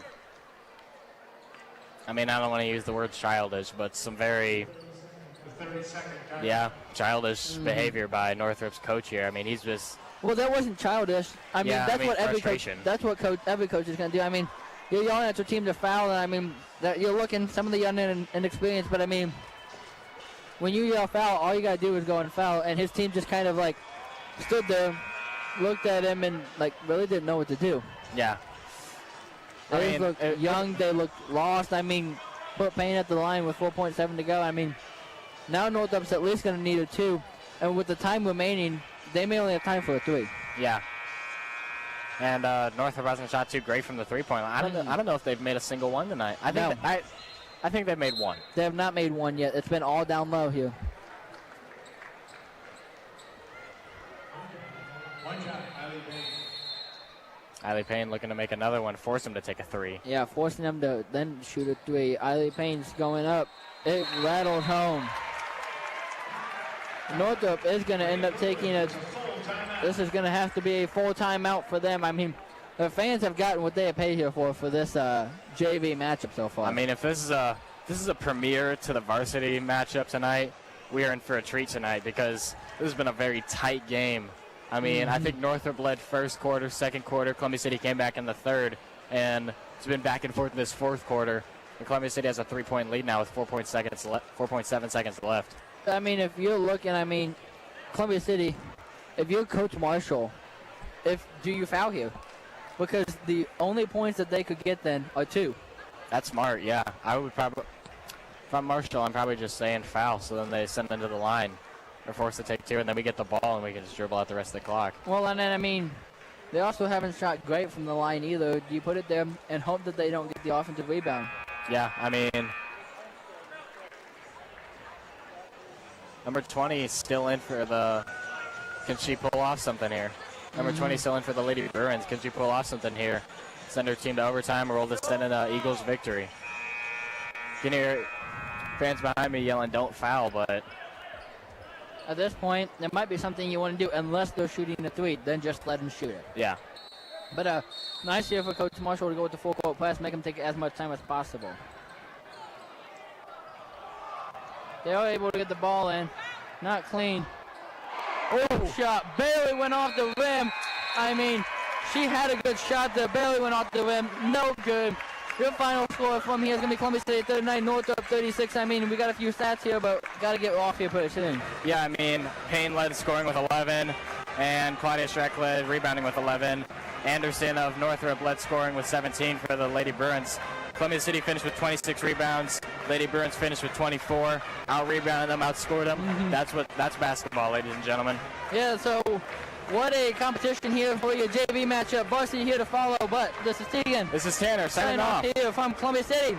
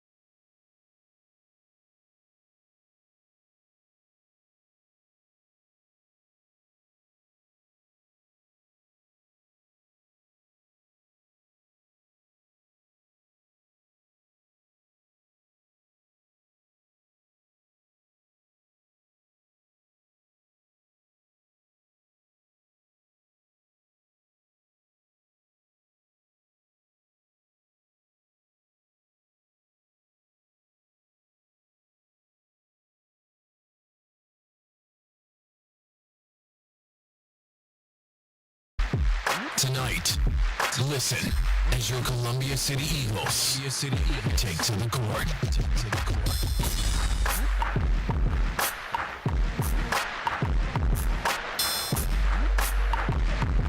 All right, good evening, everybody. Welcome to Columbia City basketball. Columbia City Lady Eagle basketball, I should say.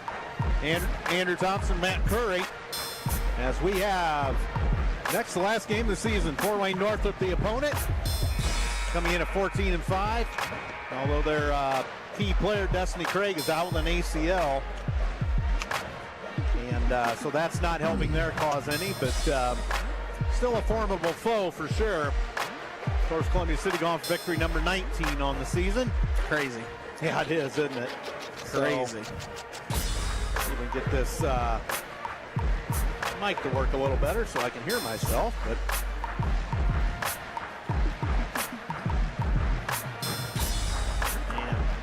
Can you hear me?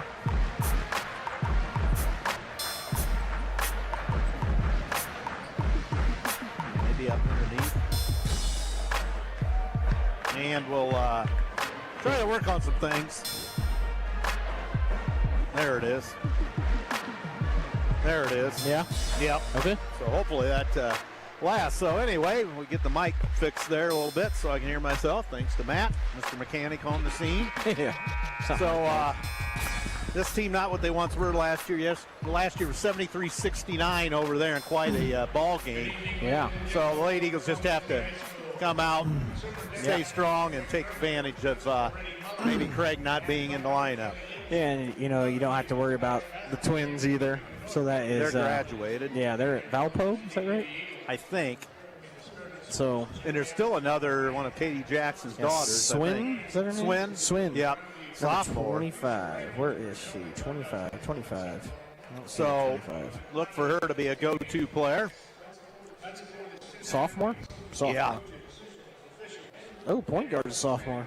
Wow. 1, 2, 3 sophomores, 2 seniors. So, officials are on the floor ready to go. Brian Browning, Brett Patrick, Justin Yoder. They were here last week. They were. So,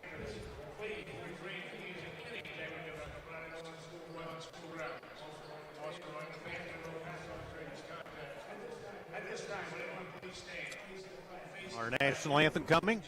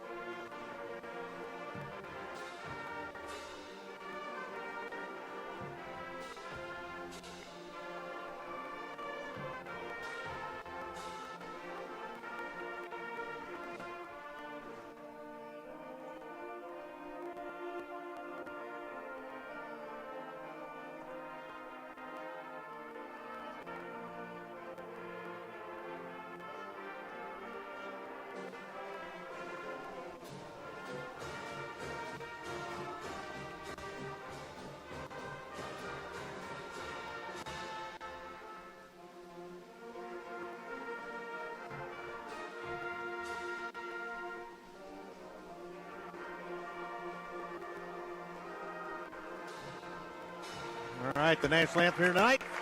Columbia City High School, Lady Eagle home finale. They'll wrap it up at New Haven Friday evening, and then we'll host their own sectional. Starting a week from tonight, we will be the 6 o'clock ball game against the visiting Wayne Generals. I didn't even pay attention to that. That's awesome. It's good, nice having the early game. Huntington North will await the winner of that one in the bye game on Friday night at 6 o'clock. Bottom of the bracket, Homestead will take on Fort Wayne Southside in the second ball game Tuesday night. And then New Haven awaits the winner on Friday night in the second ball game. Of course, the survivors come back Saturday night for a championship.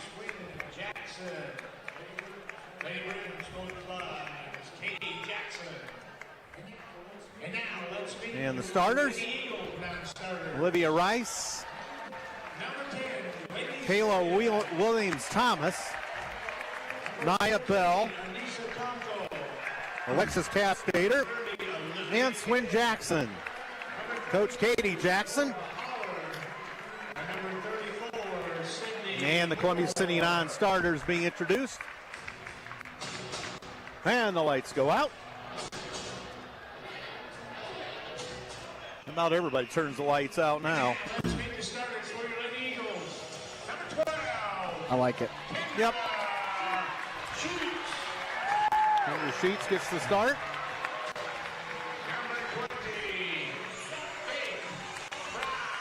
Wake Fry.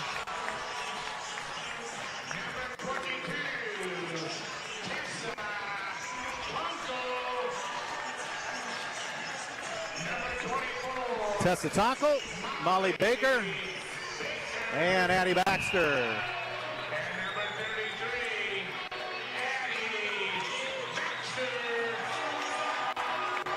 And Amy Shear in season number 14.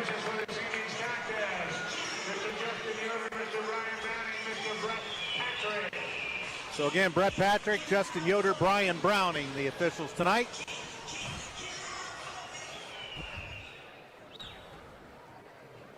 And Columbia City, the home whites, the maroon numerals, the old gold trim. And Northrop, the road traveling orange tonight, the white numerals, brown trim of the Bruins. 14-5, Northrop. 14-5. So Baker to jump center against Kayla Williams-Thomas. Both of them, I think, standing 5'10". So here we go. Brett Patrick's the lead official. He has the basketball.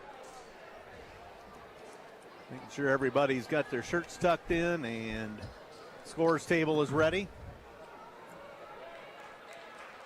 Lady Eagles right to or left to right. Northrop right to left. And the tap controlled off a couple Northrop players, but into the hands of Tessa Taco. We are underway, home finale.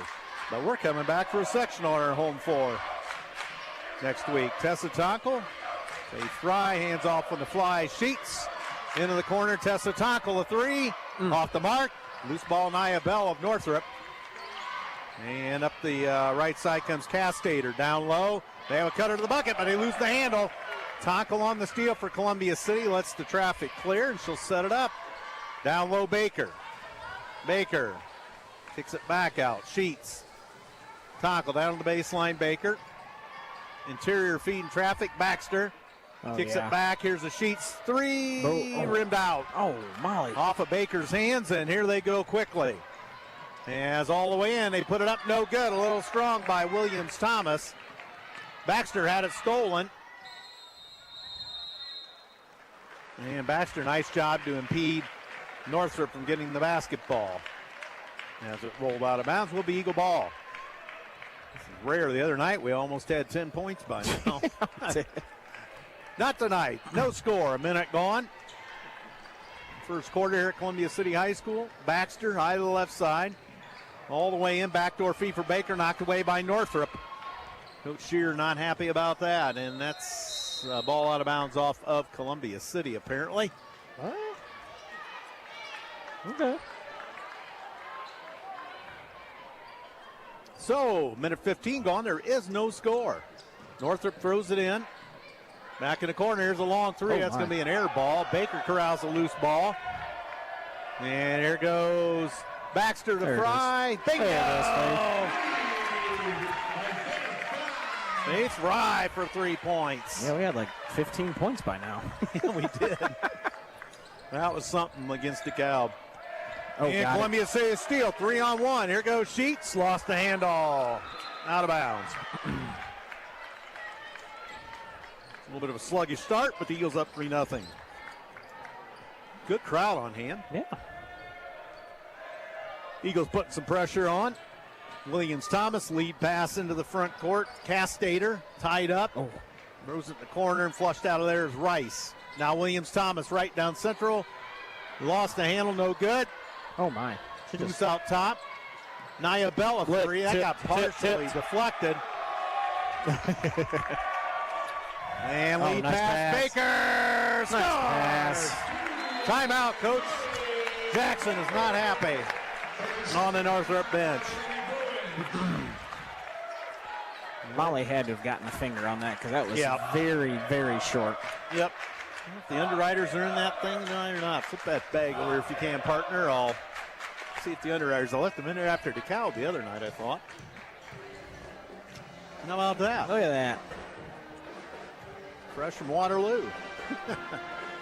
All right, your underwriters tonight. First Fleet to operate dedicated trucking operations in Bluffton, Fort Wayne, Butler, and Three Rivers, Michigan. First Fleet hires industry-leading CDL Class A drivers for dedicated home nightly positions. First Fleet is proud to support the Eagles of Columbia City High School. They can be found at www.firstfleetinc.com. So a quick 30. Glad you're with us on WJHS tonight. Xaiden, Mckinzie, and company running the show. And Columbia City 5. Ooh, into a zone. Northrop, nothing. 3-2 zone. All right. So here's Castater. Now Castater has it. Back up for Jackson. To Castater to Jackson. Jackson shoves off the corner. Bell lost the handle. Turnover Northrop. Oof.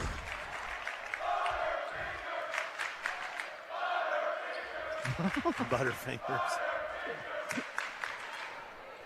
Ooh.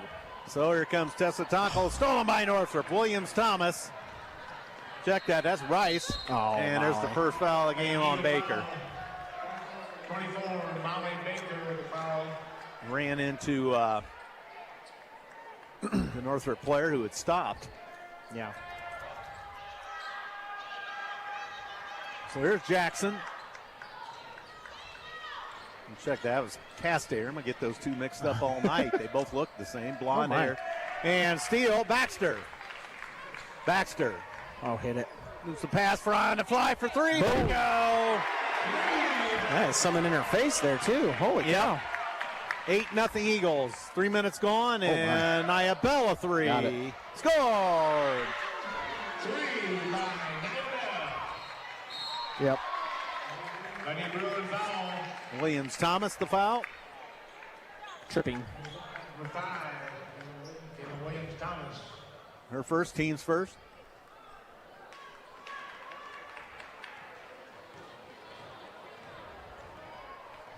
.444 to go into first. 8-3 Columbia City. Tessa Tonkel all the way and bumped. Jeez. Baker up top. Baxter. Baxter puts it on the floor. She goes to the bucket. Hit the bottom of the backboard with it. And letting some contact go early.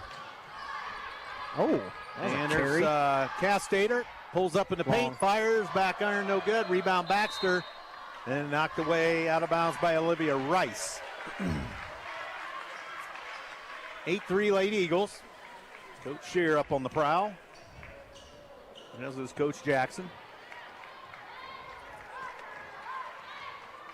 Sheets to the midcourt stripe.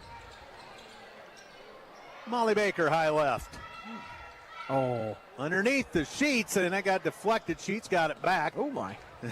High pass flagged down by Faith Fry. Fry lost the handle, stolen. Jeez, girls. And all the way into Rice. Throws it back. Bell to the elbow. Fires. Rimmed in and out. No good. Loose ball. Northrop out of a scramble. Bell has it back. Gives it off now to Castater. Castater. Backdoor feed. Williams Thomas scores. 2 by Taylor Williams Thomas. So 8-5. Northrop with the last 5 of the ball game. 3.5 to go in the first. Baseline jumper, Baker short. And rebound Castater. There's Swin Jackson, backdoor feed. Double dribble. Jackson, and they lost the handle. There's a steal, 4-on-2 Columbia City if they hurry. And Tessa Tonkel a three. That's long. Rebound Sheets. Tonkel doesn't take it again. Hit it. Kendra doesn't take it. Drives, pulls up from the elbow. Back iron, that's no good. And Williams Thomas all the way. Look out. Yep. Offensive foul. No further play. Offensive foul. Williams Thomas. That's No her, basket. That's her second.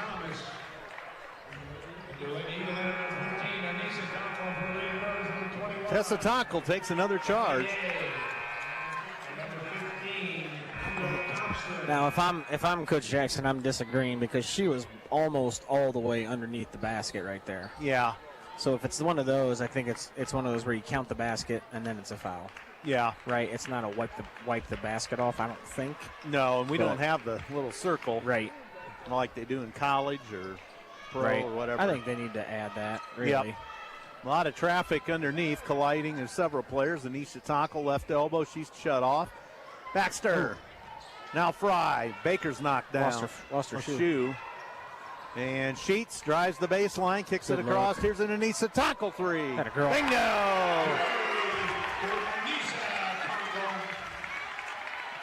And that's three more, and they go all the way in. Force it, score, basket counts, and a Columbia City foul. Molly's got 2.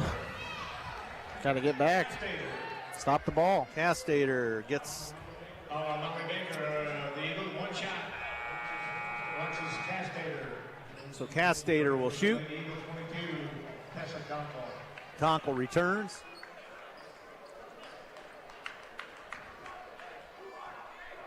So Castater will shoot for the three-point play the conventional way, and she's got it. 11-8. 2:15 to go in the first. A little bit of a sluggish start. Overall. So there's Tonkel up top. Tonkel drives, kicks it off, and Anissa Tonkel three. Ooh. Off the mark that time. Baxter. The Eagle foul. 33. Not a smart Baxter play. just got a little anxious. Coach Shear calls for time with 2:02 to go in the first. 9 Gigabyte Tech Computer Repair and Service Center offers small business IT services, all based on individual business needs. 9 Gigabyte Tech helps with personal computers too, laptops, tablets, and cell phone repair, including new device setup, password recovery, or lockouts, virus removal, and more. 9 Gigabyte Tech Computer Repair and Service Center is online at 9gigabytetech.com or by phone 260-209-4798. Also, Morse's Builders Mart, located at 516 East Van Buren Street, Columbia City. Locations in Huntington, Wabash, Warsaw, and Goshen, or online at morsesbuildersmart.com, serving Northeast Indiana since 1871. Surf Internet is transforming the Great Lakes region by bringing high-speed internet to rural and underserved areas. Faster, more reliable internet is now available to both residents and businesses in Columbia City. More details about fiber internet, wireless internet, streaming TV can be found at surfinternet.com, 888-274-6381. So Northrop basketball, Coach Shear called for time, trying to get things dialed in. Under 2 to go, 11-8. And Castater. A wild pass saved, but stolen by Anissa Tonkel. Gets it to Tessa Tonkel. Lead pass to Baxter. Pulls up, 15-footer off the mark. Got her. Oh, rebound Northrop. Better get back. And they got number. Well, they're going to back it off. Rice throws to Castater.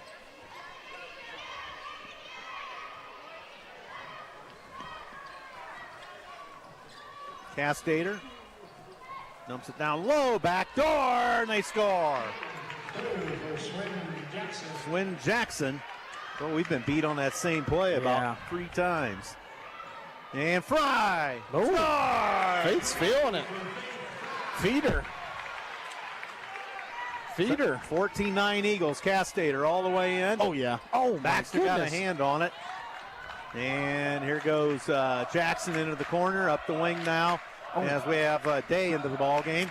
Oh, wide open underneath. They score. Good Kendall Lord. Thompson. So it makes it 14-11. Sheets all the way in, short arm the layup. A lot of traffic in there. Oh, uh-oh. And they throw it away. Oh. And it's tapped back to Northrop. Now they got numbers to the bucket. Yep.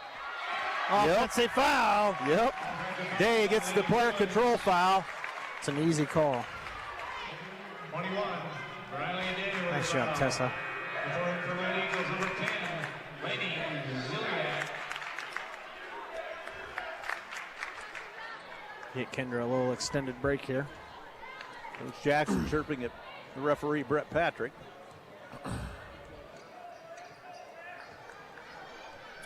So here comes Addie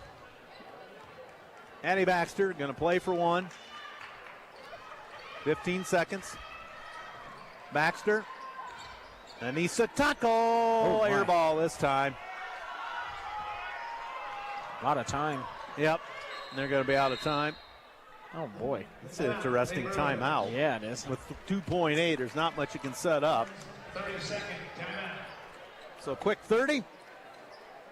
EduStaff. Their schools in your local community are experiencing a shortage of substitute teachers in local classrooms. EduStaff is seeking candidates for employment within partnering schools. More information can be found at edustaff.org. That's edustaff.org. So a quick 30 for Coach Jackson. Go over ice cream, building flavors from scratch. They offer ice cream flavors including Rocky Road, Coffee Crunch, as well as nut-free and sugar-free flavors, plus hand-built delights that change each week. Moreover is a plant-based ice cream shop for those with either sensitivity to dairy or allergens or taking a more healthy approach. Located right across the furniture store in Columbia City.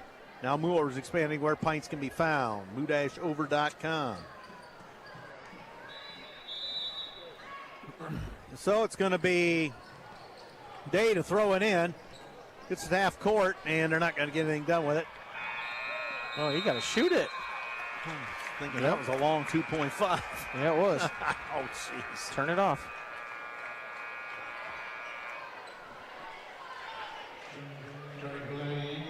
So apparently, buzzer wanted to go extended there.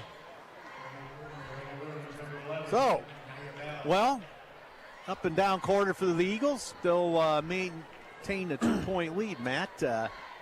Need to get something. Should be 14-11. Did he add points to them? I don't know.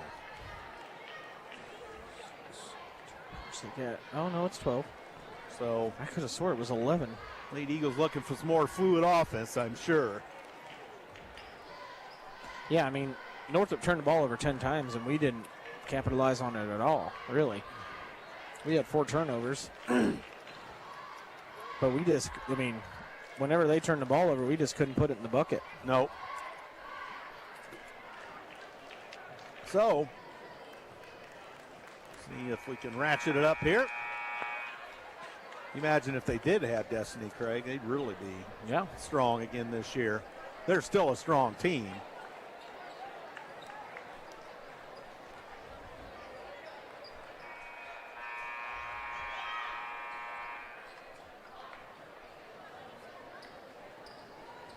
Okay, here we go. Quarter 2. Andrew Thompson, Matt Curry.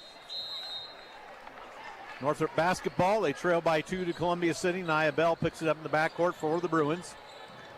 Hands to Castater. And Jackson down to Castater. But they miss it. And Anissa Tonka's going to draw a foul. Well, they've gotten someone loose underneath again. Yeah. And they're kind of calling ticky-tack stuff and not the body stuff. It's interesting how they're calling it. Coach Shear gets an explanation from Brian Browning. Gonna throw it over. They throw it up. They miss it a little strong, but loose ball Northrop. And no good. Loose ball right Columbia there. City. Jeez, oh, 15, yep. That's her second. So that's Kendall Thompson with the foul. Anissa got that one for us? Yeah. Yes. Each team with one foul here in the quarter. And Tessa Tonkel all the way in. Forced it.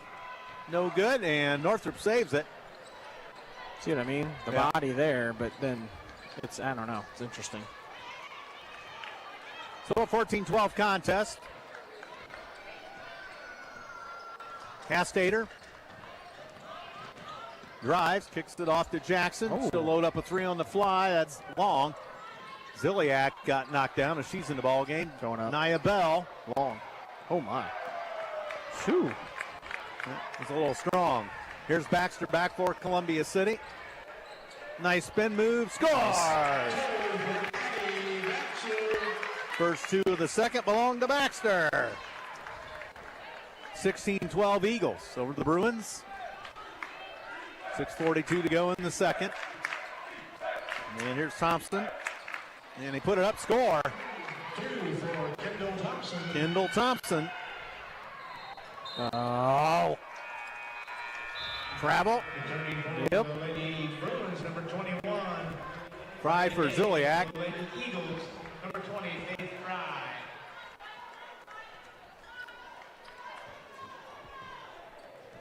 And here come the Bruins, trailing Columbia City by 2. Castater to Jackson. Jackson outside the arc, right side. Puts it on the floor, kicks it down the corner. Castater dumps it back off in close quarters for Jackson. Jackson hits a cutting Castater right down central. She scores. 2 for Alexis. Assist Jackson. Just getting back cut everywhere. Yep. And back Sheets draws and Northrop fouls. We're tied at 16. Eagles got out to 8-0 lead. They've got like 4 layups on back cuts. I mean, yep.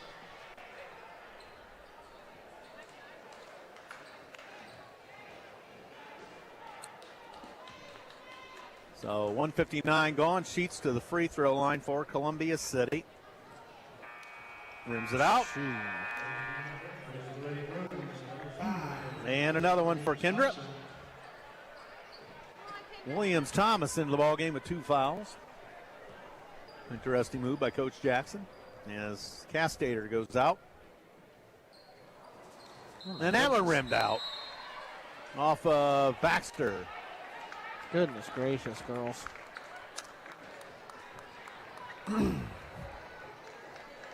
16 apiece. And Northrop a chance to take the lead. They have not had the lead. No. So Williams Thomas up top, turns, in 3 trouble. seconds. And Northrop out of the scramble with it. Jackson got a hold of it. Now here's a 3-day. Bingo. Riley Day with 3. And Northrop their first lead of the night. Anissa Tonkel over for Fry, a 3-point goal. Didn't think it was making it. So it's 19-19 and Columbia City foul on Sheets.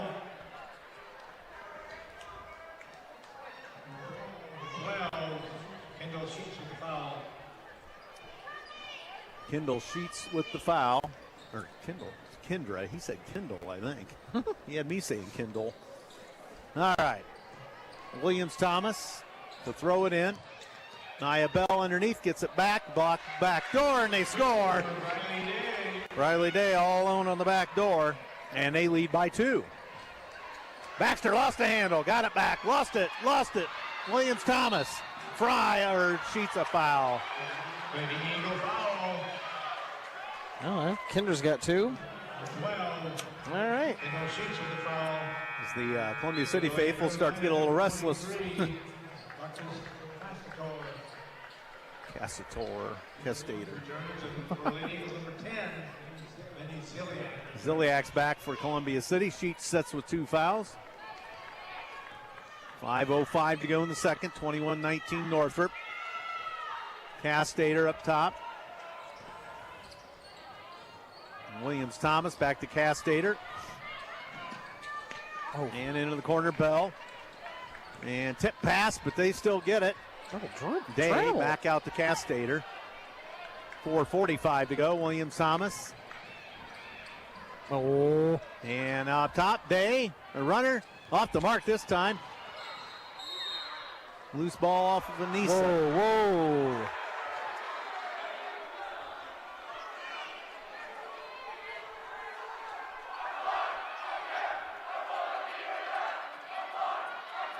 Anissa kind of gave it to the official and kind of got glared at. Williams Thomas. I don't understand how we're getting back cut every single play. Castater will draw a foul. 2 shots. Alexis Castater. So Castater will shoot 2 for Northrop. Girls better wake up.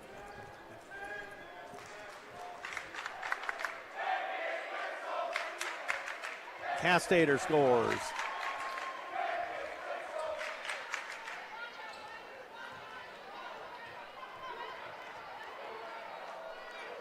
And Castater again. Bingo. 23-19 Northrop. 4.5 to go in the first half. Baxter across the midcourt stripe. And Anissa Tonkel up top. Ziliak Traveled. puts it on the floor to the bucket, banked it in. Ziliak. Got away with one there. Look out, 3 on the way. Bingo, Castater. So they go up by 5 now. And Ziliak got blocked, knocked down. We go the other way. And that's off of Northrop. For the Lady Bruins, number 25, Swin Jackson. Swin Jackson back in.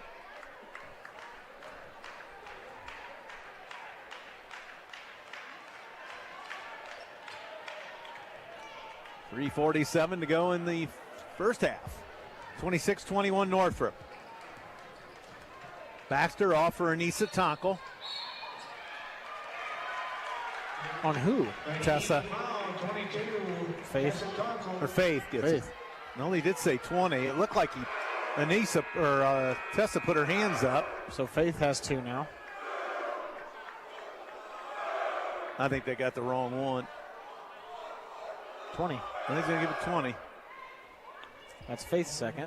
And they're in the bonus. They're in the double bonus.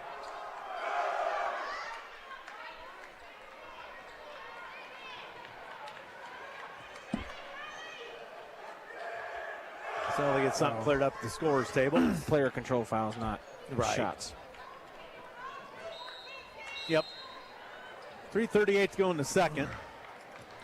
Girls better wake up. They're going to get run out of their own gym here. So here's Jackson off for Castater. Jackson up top. Gives it to Bell. Now back to Jackson. Top of the key. Baxter out to meet her. Castater wide to the right side. Back to Jackson. To Castater.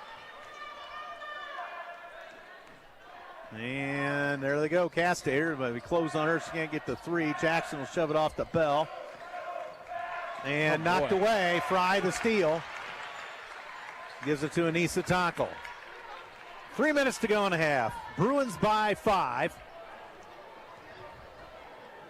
And Baxter up top.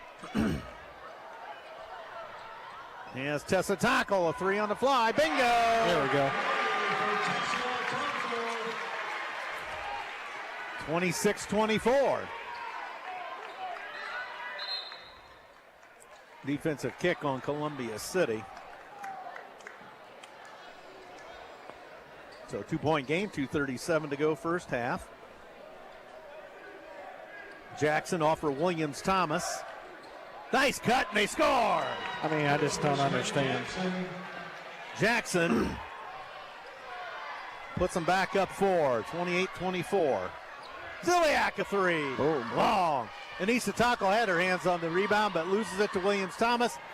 Williams Thomas layup score. And Coach Shear calls for time with 2:14 to go. 32nd timeout. Your game feed tonight is brought to you by ProFed Credit Union, providing the community with modern banking service, individual attention for personal accounts and businesses alike. ProFed Credit Union specializes in savings for goals, mortgages, car loans, and business banking too. They serve northern Indiana with a network of 37,000 ATMs and 12 branch locations now in Columbia City off 30 near Walmart.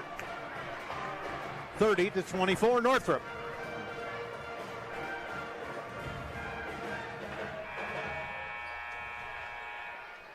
So Coach Shear has her say she's burned a couple 30s here. As has Coach Jackson. Yeah, like I mean, girls got to wake up, play some defense, because we're going to get run out here. They're getting a lot of layups. Yeah. Back cuts, like you said. I've got about 8 layups already. Tonkel, as Columbia City trails it by 6. Anissa Tonkel with it. Ooh, had Fry momentarily. Ziliak dumps it off. Here's a Tessa Tonkel 3. That's short. Rebound Baxter. That's a foul. And Ziliak right down central. Didn't get the roll. And then with a minute 45 to go in the half, here comes Northrop. Leading by 6. Swin Jackson underneath. Williams-Thomas layup. Missed it. Oh, and they let that contact go. We knocked Day down. Here comes Baxter. Looping pass to Tunkel. Floater. Nice. Scores!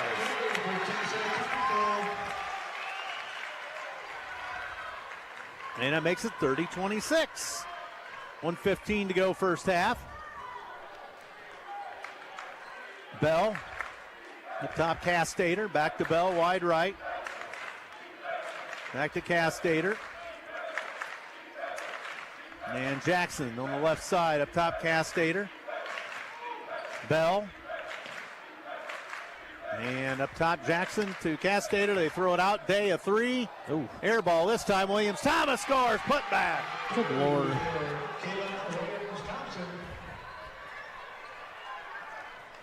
So Williams-Thomas with 2. 32-26. 35 seconds to go in the half. Ziliak up top. Oh. And Tessa Tonkel to a cutting Anissa. Fires from the free throw line and scores.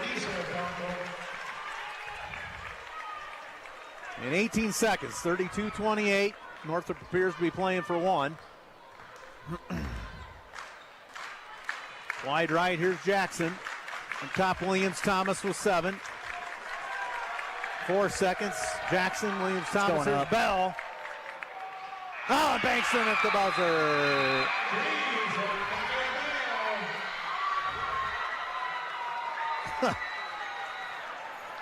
Yep. A bank shot.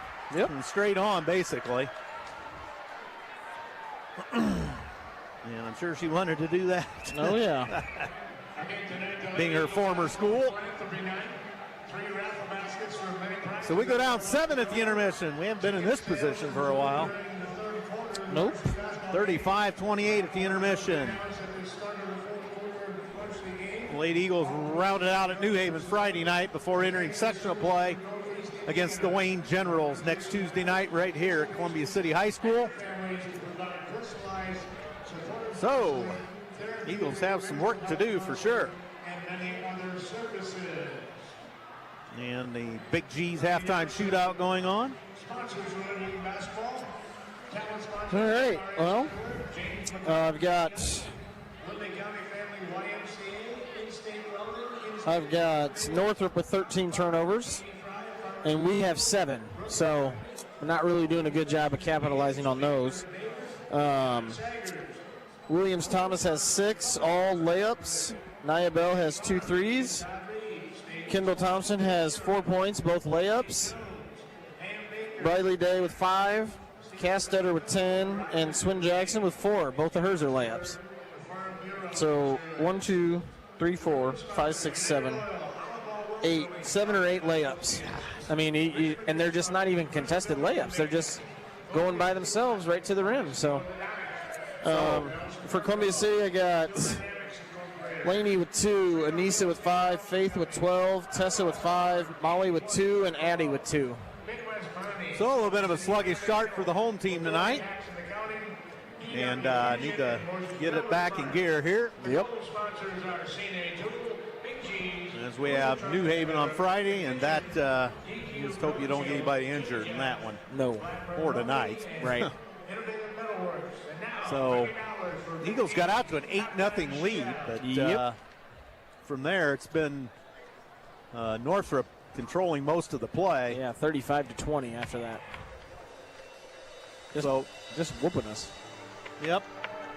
And again, they're turning the ball over. We're just not making open shots. Yep. And then we're giving up offensive rebounds. We're not blocking out. They've had 2 or 3 of the layups have been, they just caught, they got a rebound, didn't get blocked out, put it up for a layup. So, yep. Tough night here for the Lady Eagles so far. I'm sure Coach Shearer will be talking about that in the locker room and see what adjustments they can make and if they can come back in this one, which obviously they can. Right. That's one thing we haven't done this year is really play from behind. No. I mean, in the games that we've been behind most of the game, we've lost those 2. Lost to Lures. Norwell and Lures. Yeah, because we had to have a mad scramble to tie Lures at the end. I would say this is more like the Norwell game. We've got wide open shots. We're not making them. We're not blocking out. We're just. It's not like they're really fighting to go get the rebound. They're just there in a better position than we are, which should not be happening. We should be fighting around them to get a block out, and we're just not doing a very good job of that. So we'll see where this goes. I think we've got wrestling sectional this Saturday. Okay. For the boys. Girls conference and boys conference swimming finished third down at Norwell the other day. And they're doing another presentation from Cancer Services.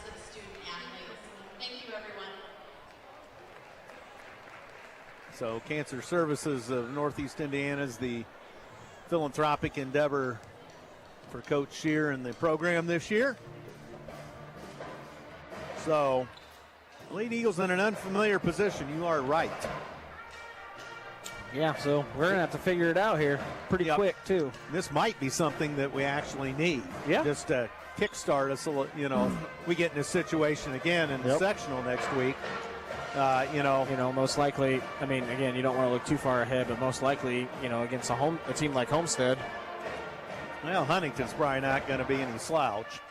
Or, Wayne can cause some problems, but playing Huntington a second time, not the ideal thing, but we'll see. No, but we beat them there, which is not always a fun place to play. No. So, fortunately, we would, as long as we win the first game, we would have them at home. Right. So, as we do host this year, congratulations, Coach Schaus and the boys. They got a nice 35-31 victory against DeKalb up there on Saturday night. Really burning the nets, huh? Up there. There's a lot of possessions that chewed up a lot of time. A little bit of Coach Beasley, old school Coach Benedict ball, huh? Yep. It wasn't so much to miss shots, but there were a share of them. But it's an interesting ball game, and it was a dogfight. And Coach Schaus alluded to that and thought it would be like that going in, and he had it nailed right on the head as far as that goes. And so they'll return to action Saturday night, hosting New Haven here on Hall of Fame night. So Hall of Fame night 2024, the class will be inducted Saturday night. Voted on by a panel of Columbia City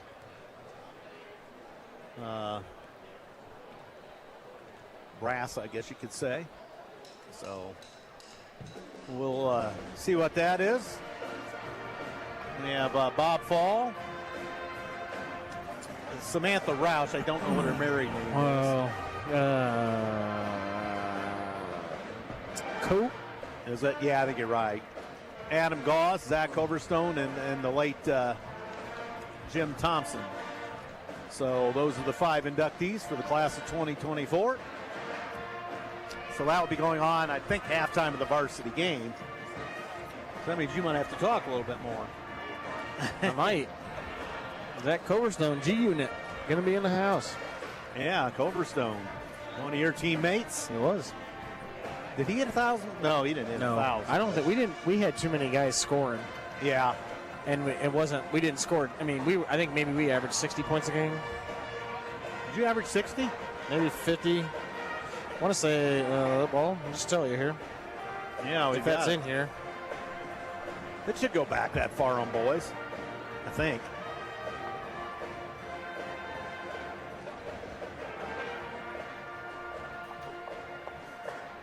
Oh, it's not loading. It's going.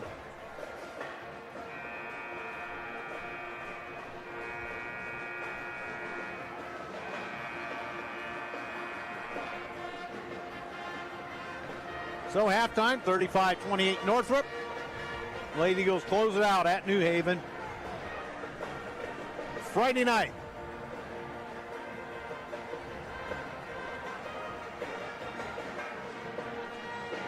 And here comes Northrop.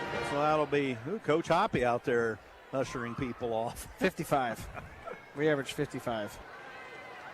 That was a lot for Coach B. Yeah. We got a new sheriff in town out there. Yeah. We averaged more points than the state team. Really? Yeah. Interesting fact there. 54.1 is what they were at. And officials come back to the floor. Then you got to think we had Zach and Tyler Scheidley and Yep. Kyle Rux. So we had, my junior year, we had Matt Kaufman too. Yep. So, I mean, ball was shared quite a bit.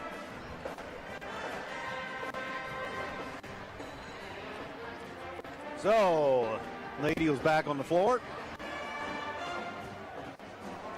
And the shootout participants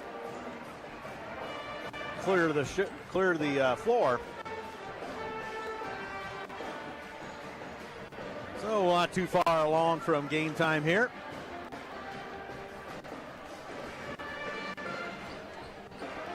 And a little Chicago being revved up by the band.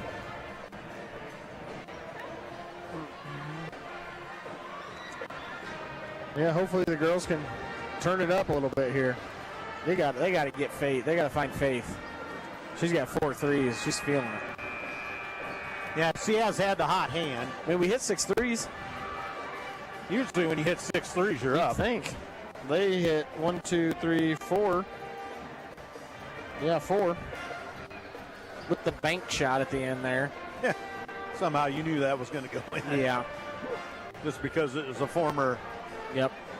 Columbia City Eagle, Yeah. at least for a year and a third. She still golf? She did, yeah. She's done now. Oh, yeah. She's golfs in the fall, yep.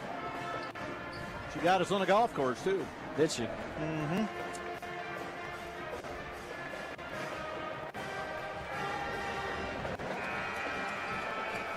Lady Eagle JV held on for what, 2-point victory? I'm sorry? Lady Eagle JV held on for a 2-point win, wasn't it? 3-point? 3. C team played Blackhawk Christian JV and lost by 6 over in the auxiliary gym.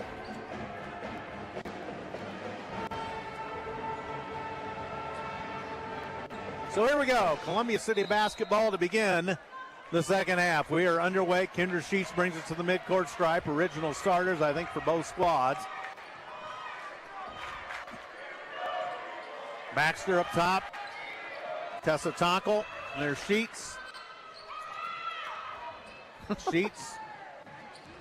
Up top, Baxter. Baxter creates. Layup. No. Oh, the Fry rips it out of there. One more. Underneath, Baker. Pump fakes. That a girl. Score! That's the other thing to think about is Molly didn't play the entire second quarter. Oh, Yep. steal. Steal by Columbia City. Tessa Tonkel had it stripped, and then off of Tessa. Just one of those nights.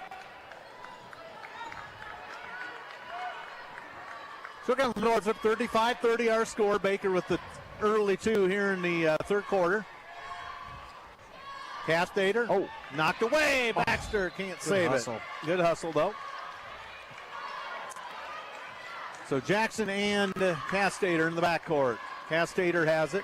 Steps across the 10-second line. Williams-Thomas kicks it out. Here across for Castater. And that ball knocked into the Northrop bench by Sheets.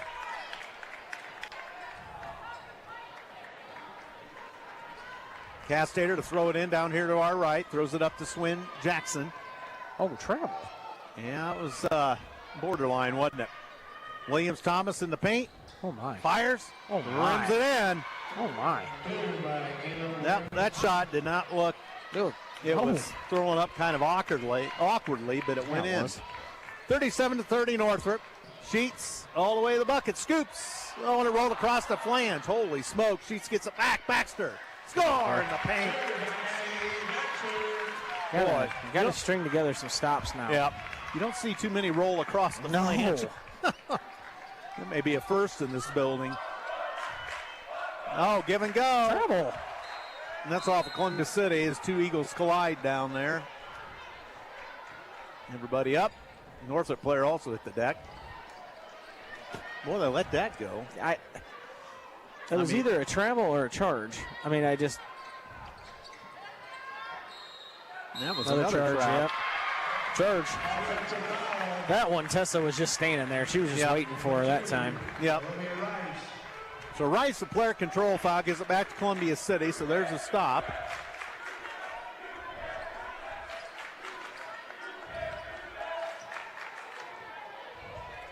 And here comes Kendra Sheets to the midcourt strike. And Baxter in and out of traffic. Backdoor feed Baker. One more. Got impeded. Tessa from the free throw line wide right. Nice But job, Baker's Molly. got it. Back out to Sheets. Sheets tripped up on the play. Back to Baker in the corner. Here's a cutter Fry. Oh, short. Jump ball. Possession Northrop. Goodness. This is eerily reminiscent of the Norwell. Yeah. Just the way we're missing shots. Missing shots, missing layups, can't hold on to the ball. But if you're going to have this type of game again, better now than next week. And look out, Jackson underneath. Oh, they bobble it, or that was a wide open layup. Oh, you got to be kidding me. Coach Shearer not happy with that. 12. Negotiation foul. So ball bounce to Northrop. Underneath their own bucket. Williams-Thomas will trigger it. Coach Shearer livid. She wanted to talk to the referee, but he didn't come near her. Williams-Thomas, wild, out of control, threw it up, and no good. Tonkel clears to Baxter. Lady Eagles trail by 5:20 to go third quarter. Baxter's going to go all the way, kick it off. A Faith Fry three, off the mark. That's her first miss, isn't it? I think so. And we steal it. And Tonkel, another Northrop turnover. Here comes Sheets. Down to Baker. Cutter is Tonkel. Forces it up. No good. Yeah, that wasn't a very good shot there by. And we steal it. Baxter puts it up. No, but foul Bell.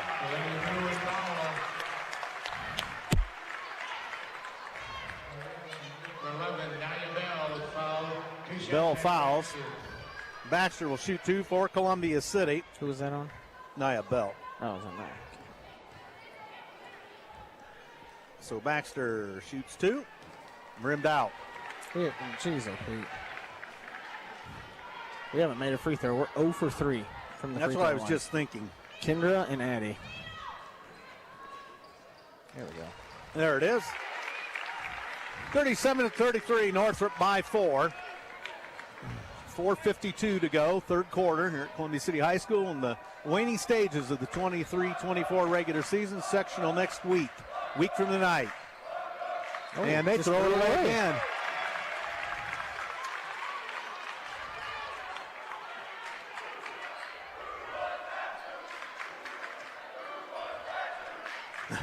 Who was that too? Oh, the student section. Here we go. Columbia City's Tonkel left side. Kicks it off Baxter up top. Baxter pulls over the block. Scores. So that gets us to within 2. Williams-Thomas all the way in. Contact. No, we go the other way. Fry's got it. Loose ball ahead for Sheets on the broad. Banks it. Return the favor. Yep, and we're in the lead. Oh. Yeah, that kind of counters the Nia Bell three at the intermission. Yep. Columbia City back in the lead. 6-0 run. Castater. 7-0. 7-0. 6-0. Off, or that's check that. That's Jackson. Castater and her look quite a bit similar. Castater, she's going in. Kicks it to Jackson. Jackson kicks it off the corner. And out of there comes Rice. Williams-Thomas all the way down. No good. Baker, the rebound. There we go. Let's go. Let's go. And Tessa Tonkel ahead. Here's Baxter. Pull up. And put it up. Yeah, got it back. Got it. Oh, nope. Oh, yeah. No, it went in. Girl. Timeout, Northrop. That's exactly what you wanted to see. Yep. Right there. 40-37. There we go. By the Eagles.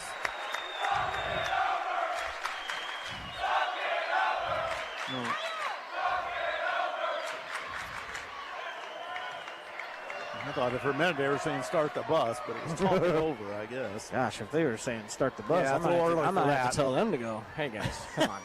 A little early for that. All right, well, we'll tell about all of our underwriters real quick. First Fleet, 9 gigabyte tech repair and service center. Morse's Builders Mart, Surf Internet, EduStaff, Move Over Ice Cream, and ProFed Credit Union is providing the YouTube stream. So, 3:26 to go in the third. Lady Eagles have taken advantage of a couple Northrop turnovers, and they forced a couple of shots that weren't there. Northrop has 7 turnovers this quarter, is what I have. So, I mean, you got to capitalize on them. Right. And at this point, we'll have the ball to start the fourth because we got that jump ball, too. So, Yep. Barring another jump ball. yeah. We still ranked third in the poll. Second, I think. I haven't even looked. I think we're second again. Here comes Northrop, length of the floor to come. Jackson and Castater in the backcourt for the Bruins. With 3:18 to go, third quarter. Columbia City back by 3. And they go for a tie. That's off the mark. When Jackson missed it, here's Baxter being ridden up the court all the way in. Yeah, 1. No good. Oh, yeah, Molly. Rebound Baker. Hit it. Sheets. Nope. That's off the mark. No, Tessa.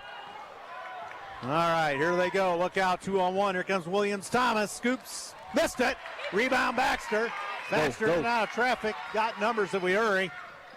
Nice pass. Baker lost the handle. Sheets kicks it across. Tessa Tonko. Yeah. Baxter 3. Yeah, Eddie. Yeah, Baxter. Good ball movement there. Yeah, we're back up to 2.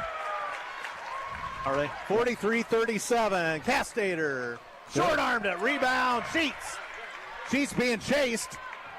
Gets it off the Baker. Nice job there across the timeline. Hit it. Fry. Wide right. Rebound. That's off us. of Northrop. That's us. Williams Thomas back into the ball game. So Boy, it's, if Faith would have hit that or one. Kendall Thompson, I should say. I mean, if Faith hits that one, Yep. Coach Jackson might have to call one of her last 2 timeouts. Right. Oh, got her. Tessa Tonkel up top. Molly Baker with it. Now to Baxter. 2:15 to go, third quarter. Baxter's going right down central. Nice job. And foul on Day, I think. Yep. 21. Riley Day with the foul. Team's third on Northrop. Both teams with 3 fouls here in the third. Ball out of bounds to Columbia City.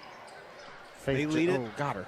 43-37. Long rainbow pass out to Sheets. Back to Tonk on the corner. Tessa can't get the shot off. Throws it down over Baker. Yep. That's her third. Thompson. Coach Jackson says, yes, you did do that. Yeah, it was. A couple of girls looked at her like shrugged and said, nope. I mean, you didn't." Thompson was just kind of laying on Molly there. Yep. Columbia City has the ball. Baxter picks it up. Baxter right down central, lobs in the corner. Tessa Tonko can't get the 3 off. Oh, Kinder good Sheets cut. up top. 2 minutes to go, third quarter. Baker out of the corner. Hit it. Back to Tessa Tonko. Here's a long one. Ooh, just off the mark. Oh, get it. Oh. And a rebound. Here comes Northrop. Yep, minute 45 to go in the third quarter. Williams Thomas. Columbia City by 6. Oh. Wide right, Castater. Jackson. Yep. Foul on Baxter. Yep. Eagle ball. 2. 33. Andy Baxter. Columbia City's second.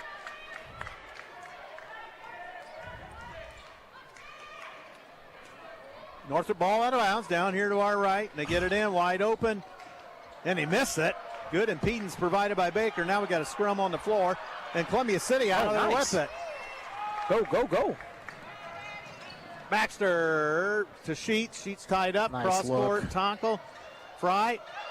Oh, yeah, hit it, Tessa. Tessa Tonkel. Long this time. One more. Rebound Hit it Baker. back to her. Oh, there it is. Baxter. No. But that's off of Northrop. So the Eagles working hard now. They're really not calling that contact, so Nope. we're just gonna have to go through it. Really. Tessa Tonkel all the way up top. Molly Baker scoops it up with a minute 7 to go, third quarter. Hit it. Tessa on, tackle Tessa. off the Long. fly. That's long. Rebound out there to Briley Day. Good look. Yep. And look out. Here comes Jackson. Under a minute. And Castater up top. Oh, boy. tackle. Bullied on it. Oh, man. Yeah, there's a foul. I don't know who that was on. Jackson? Oh, it was on Thompson again. Her fourth. And we That's shoot. her fourth, yeah. Yeah, Sheets got airmailed. She did. Sheets to the free throw line with 44.9 to go, third quarter.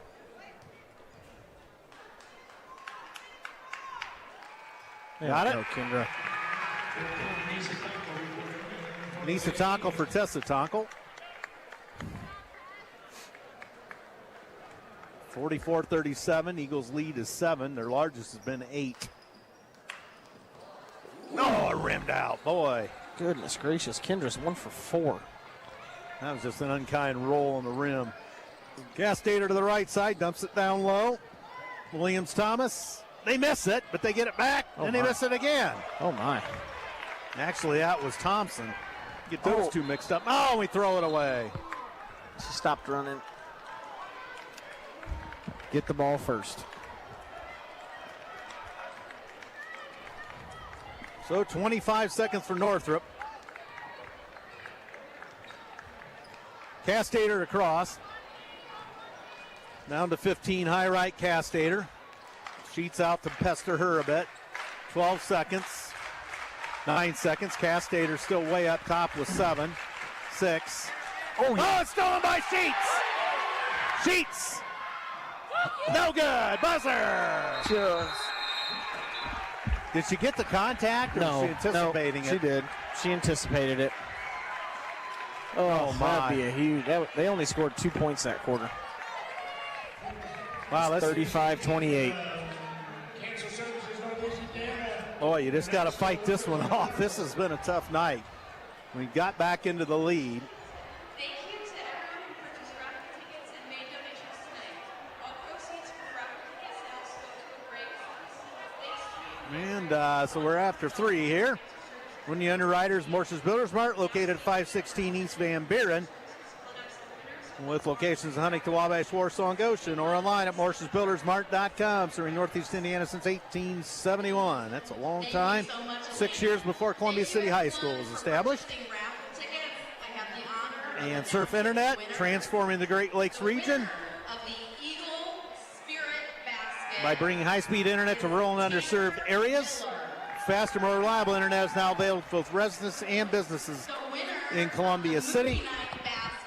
More information can be found at surfinternet.com, and 888-274-6381 is their telephone number. Lucky Lovers Basket is Kim Nelson. Thank you, everyone. So they're giving away the baskets from the Cancer Services. Mm-hmm.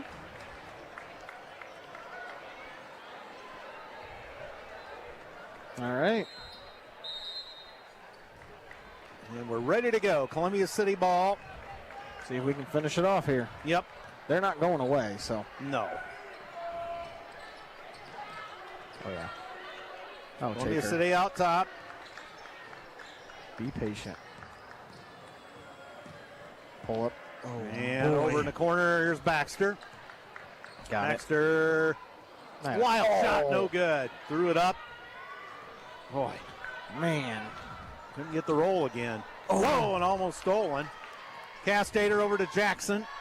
Jackson puts it knocked away by Baxter. Baxter with his quick hands. Nia Bell's going to check back in, and number 2, Olivia Rice. The Day's going to sit down along with Thompson. Thompson's got 4. Yep.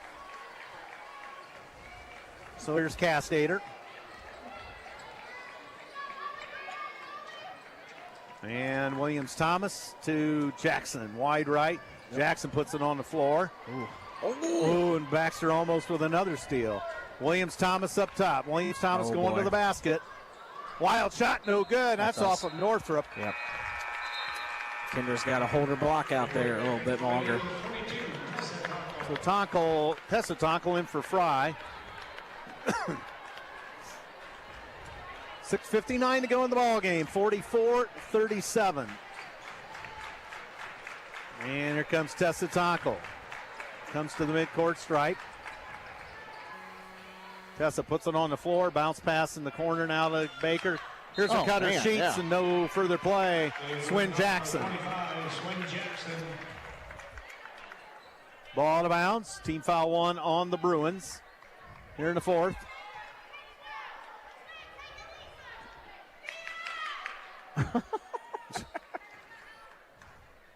Tessa Tonkel gets it into Baxter.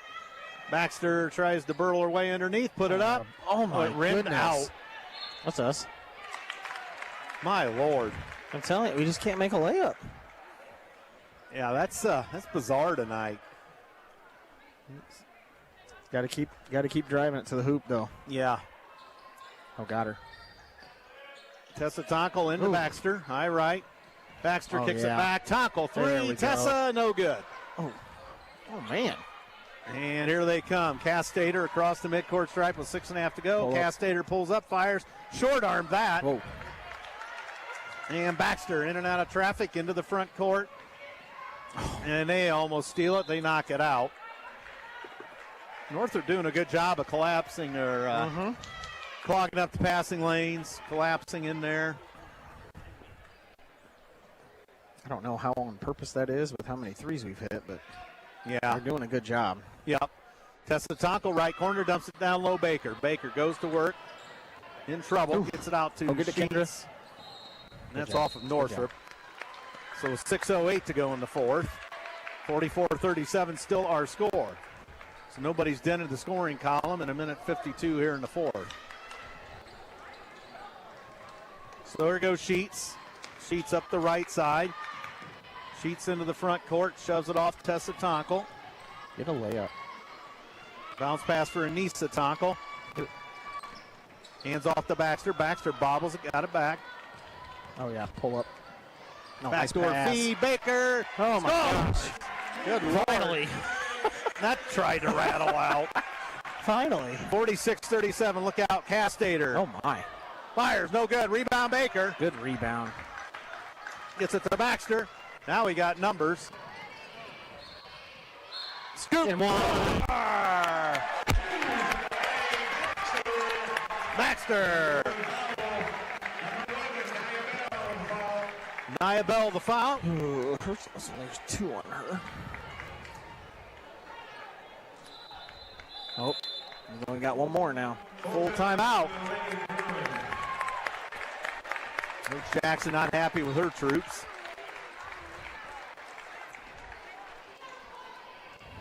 She's letting them have it. So. Oh yeah, she's not quiet. Nope. So ProFed Credit Union underwriting the feed you're watching on YouTube tonight, providing our community with modern banking service with individual attention for personal accounts and businesses alike. ProFed Credit Union specializes in savings for goals, mortgages, car loans, and business banking too. ProFed Credit Union serves Northern Indiana with a network of 37,000 ATMs and 12 branch locations. Now in Columbia City, off of 30 near Walmart. So, 5:29 to go in the ball game. Columbia City 48, Northrop 30. That's our largest lead of the night. Yes. One shot for Annie Baxter.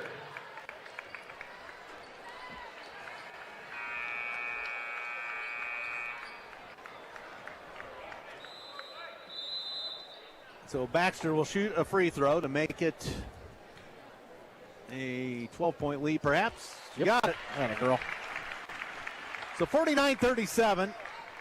Lead Eagles by 12, or essentially 4 possessions based on 4 threes. Castater tripped up, foul Sheets. Wow.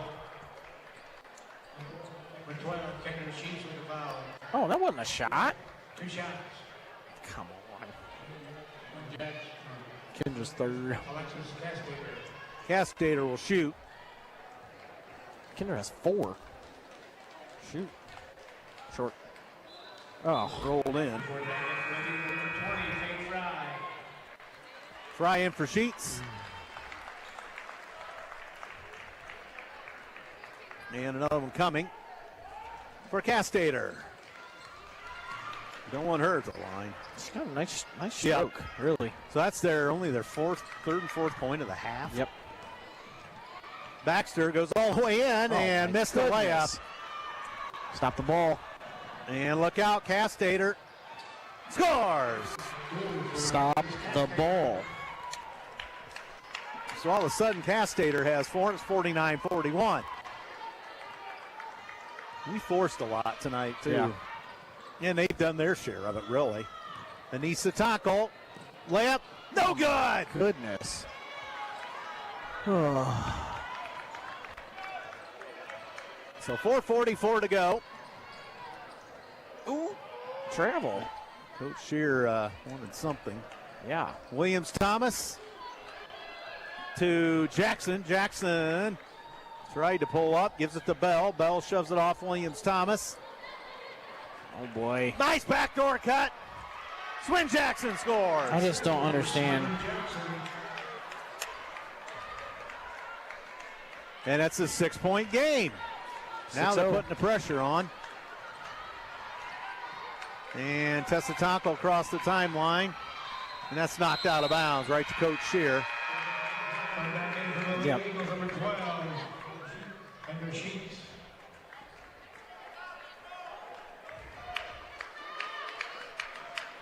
So Tessa Taco will throw it in front of the Lady Eagle bench. Kinder's back with 4. Gotta. Yeah. Now, there it is, backdoor, no, but whistle and a foul. We finally beat them on one of those back doors. Goodness. Rice picks up the foul. So Baxter back to the free throw line with 4:03 to go.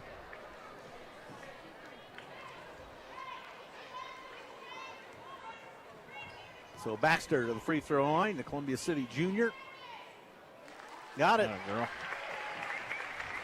So that makes it 50-43, so back to a 3-possession game. If you're looking at 3-pointers. And got it. 51-43 Eagles. Halfway through the fourth. Under 4 to go. 51-43. Oh. Really? Come on.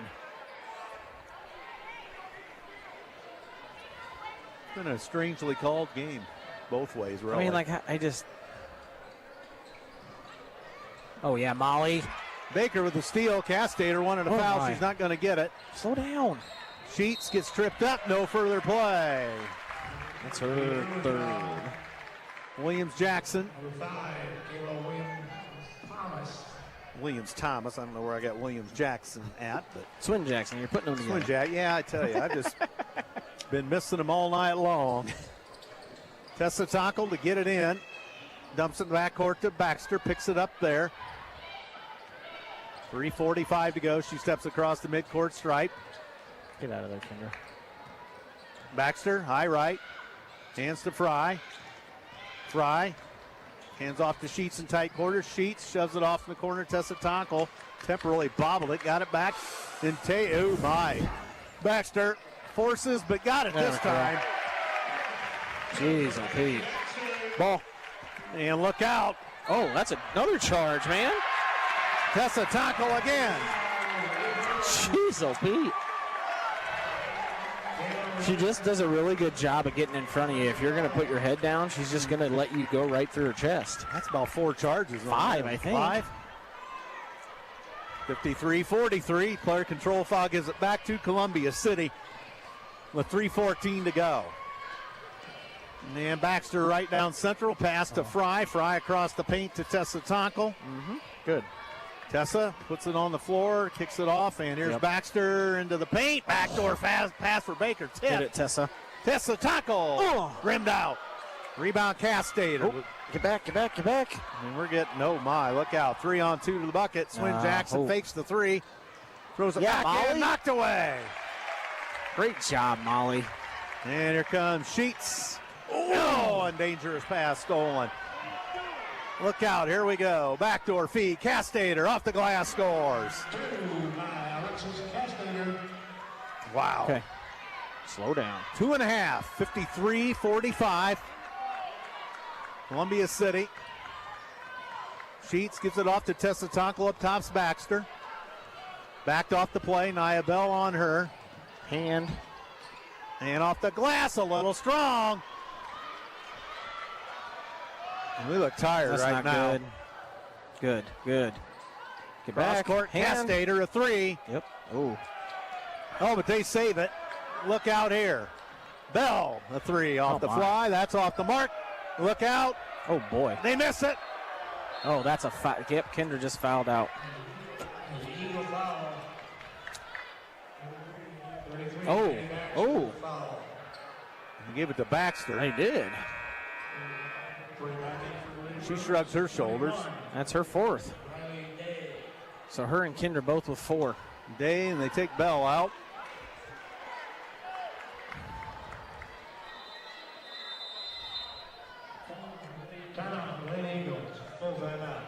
So timeout, Lady Eagles, as this one's been a struggle.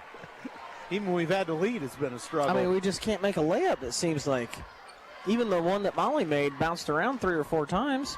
Yeah, I tell you, some of these rims around here are something else. And we're not really laying it up soft either. We're trying to, I think, Well, you have the I think we contact think there's going to be more contact.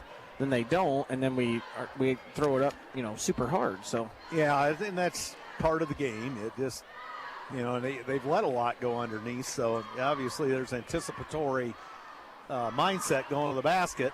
Yep. As far as physicality, and if you don't get it, then you're just kind of hung out to dry, and you put it up a little too strong. So 1:50 to go. Columbia City by 8 points, 53-45. I think for both teams it's been a frustrating game a lot of the time just because of the shots missed. Yep. Both teams have missed some bunnies. I think the advantage we've had is drawing 5 charges, as you said. Yeah, I mean, those are big. I mean, those turn the ball over to you, and you don't shoot shots, but yeah. But so that's one advantage we've come up with tonight. We are in the bonus already. I mean, we're shooting the rest of the way, so. Cheer block getting revved up. Oh, and Tessitonkle got Williams-Thomas. Yep. She pushed off. I mean, that's it for her. She pushed off. I mean, the thing is, you can't extend your arms, right? Coach Jackson not happy with the call. Now they're talking something over. Now what? The ball's ours anyway. We're coming up to set some screens here. I don't know what all the discussion was about. Not either. 1:50 to go. Williams-Thomas is banished for the evening on fouls. They get it into Baker. Back to Tessitonkle. A minute 48. Tonkel gets it across. Here's Baxter with a minute 40. Bring it Baxter back backed off the play. Kicks it off Baker. Minute 32. Sheets with it. Sheets back out to Tessitonkle. To Baxter in tight quarters. There you go. There we go. Coach Jackson wanted a foul. She did. Yep. Well, I mean, is it Rice? Rice tried to foul it. They just didn't call it. Yeah. So Bell draws the personal foul, her third. Columbia City did a good job of milking a few seconds there. Yeah, what, 30 seconds there? Ish. Baxter scores. And that's a 9-point lead. So now we could only be tied by 33 pointers. If you're looking at it from that standpoint.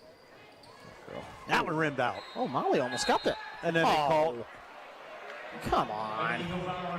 Kind of waited till after the fact. Come on. Coach Shear stares to the ceiling.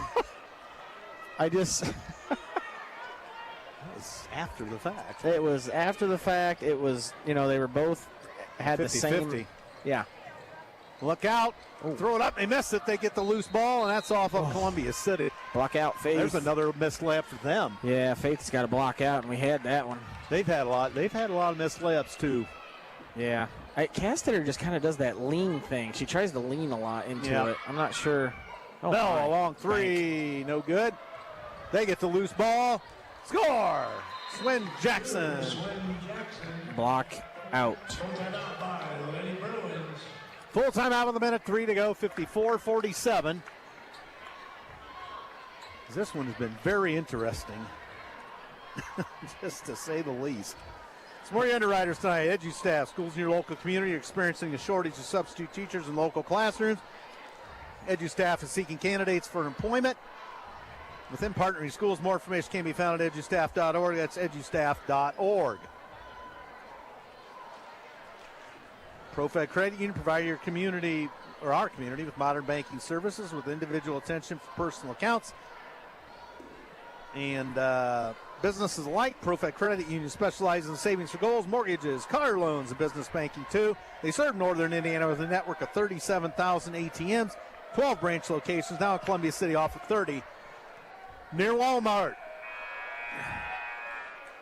Andrew Thompson, Matt Curry taking you home with this one. Eagles up by 7 with a minute 3 to go. Gotta take care of the ball, make your free throws. Yep. Block out.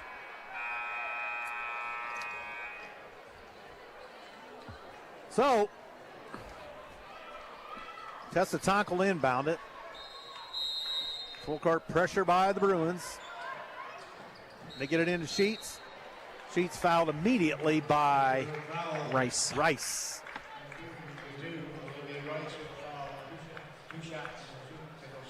So Sheets, this is when you like 2 shots as opposed to 1 and 1 in the old days. Well, but at the same time, we'd have been in the double bonus by now. Well, true. Yep. We might have some more free throws. Yep. Sheets. That a girl. Got it.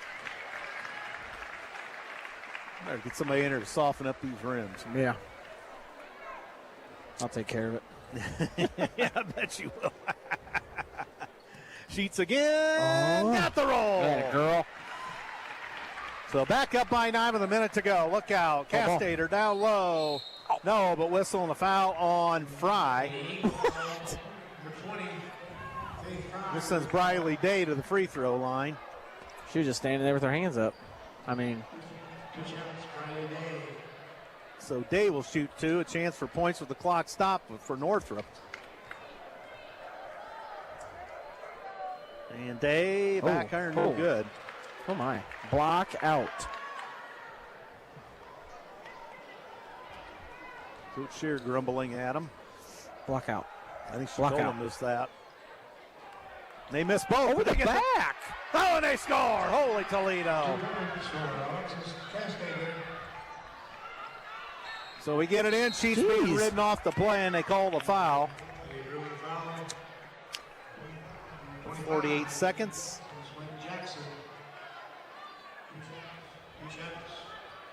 I mean, Molly blocked out that time.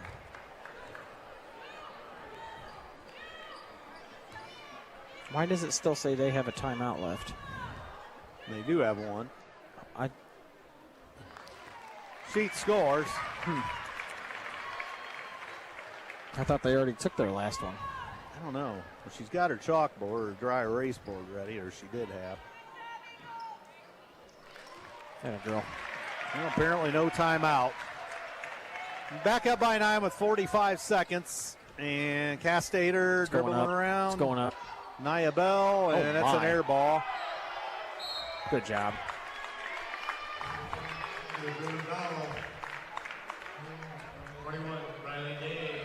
So Day picks up the foul. Good Lord, she didn't even barely turn to look at the basket. She just caught it, turned, and chucked it. Goodness. And free throw, good by Sheets. That a girl.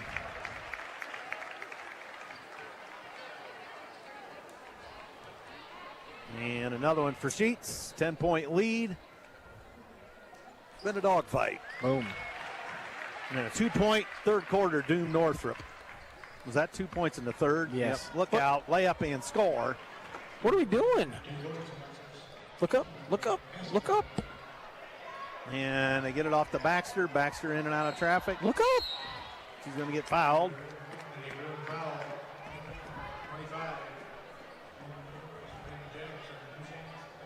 So Jackson the foul with 22 seconds. And Baxter will now shoot two. 60-51. Columbia City's going to get out of here with a W. They were down 7 at half. How do you move that one? So that makes it a 10-point lead, and that one rims out. Holy Toledo.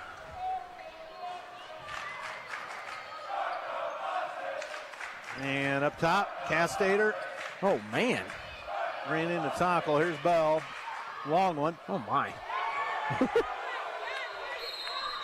There's a pushing foul on Day. With 6.6. That'd be it.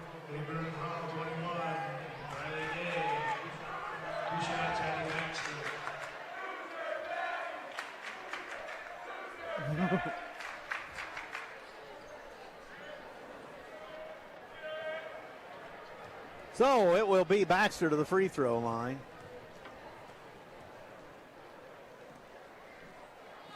Oh, that's no good. Goodness gracious. And we're going to be in this building next week. Better get some free throws to fall. She's missed 4. Kinder's missed 3. You got that one. 62-51. Castater's going to shoot. And score.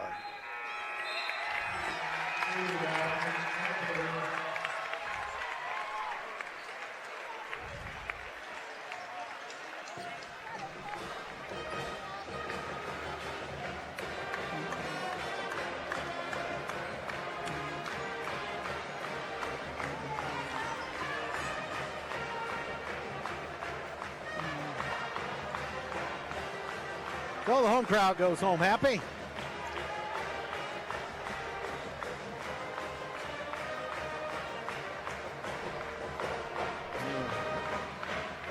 Well, again, that's what you wanted to see.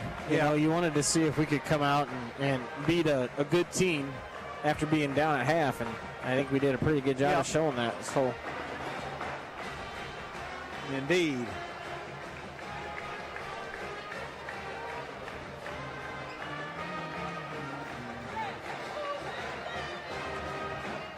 Band sounding good tonight.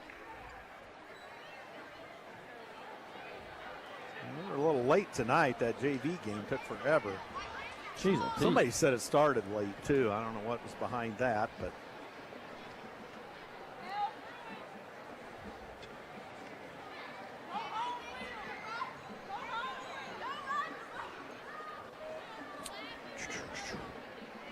so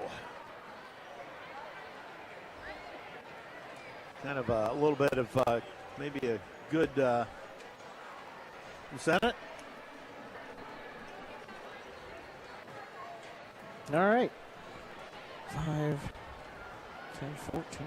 Whew. All right.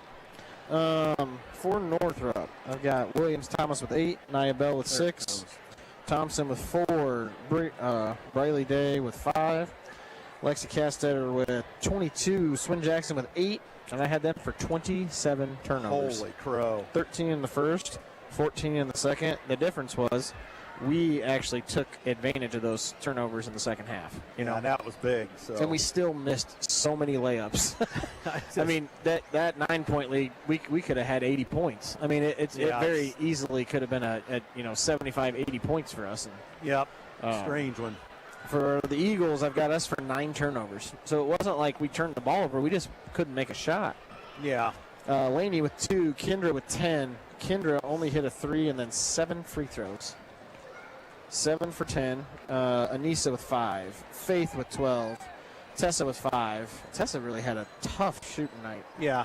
Well, she was taking charges. Yeah. Molly with 6 and Addie Baxter with 22. Huge.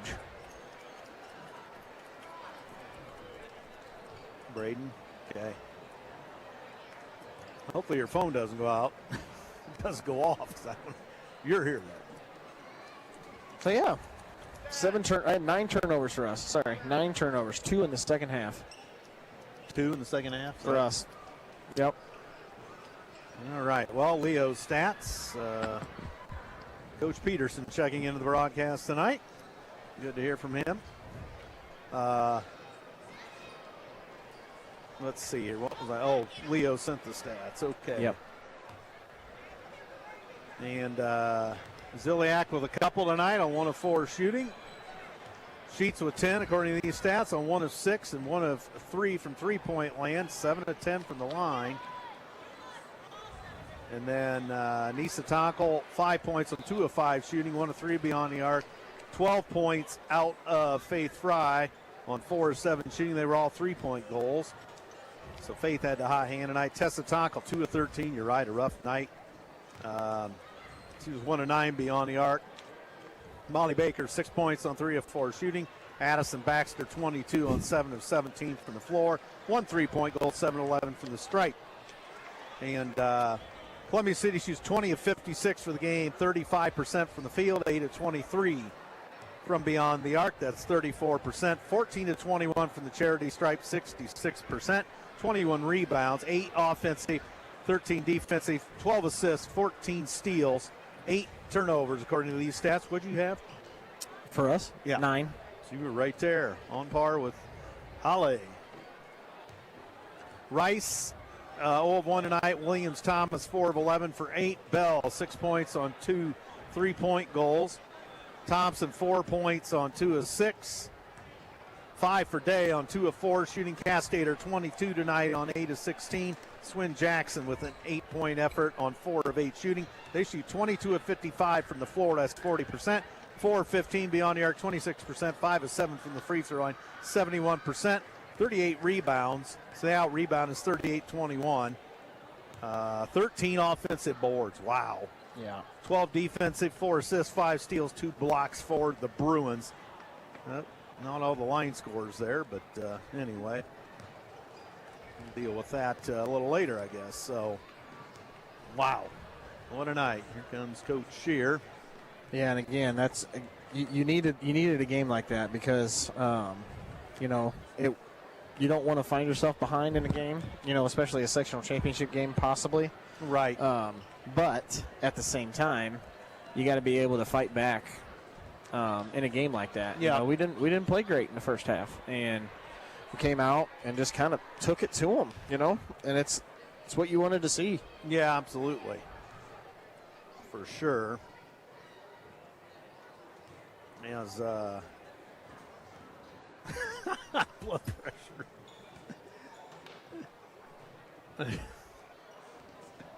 Oh, you getting Coach getting her blood pressure up further? Yeah.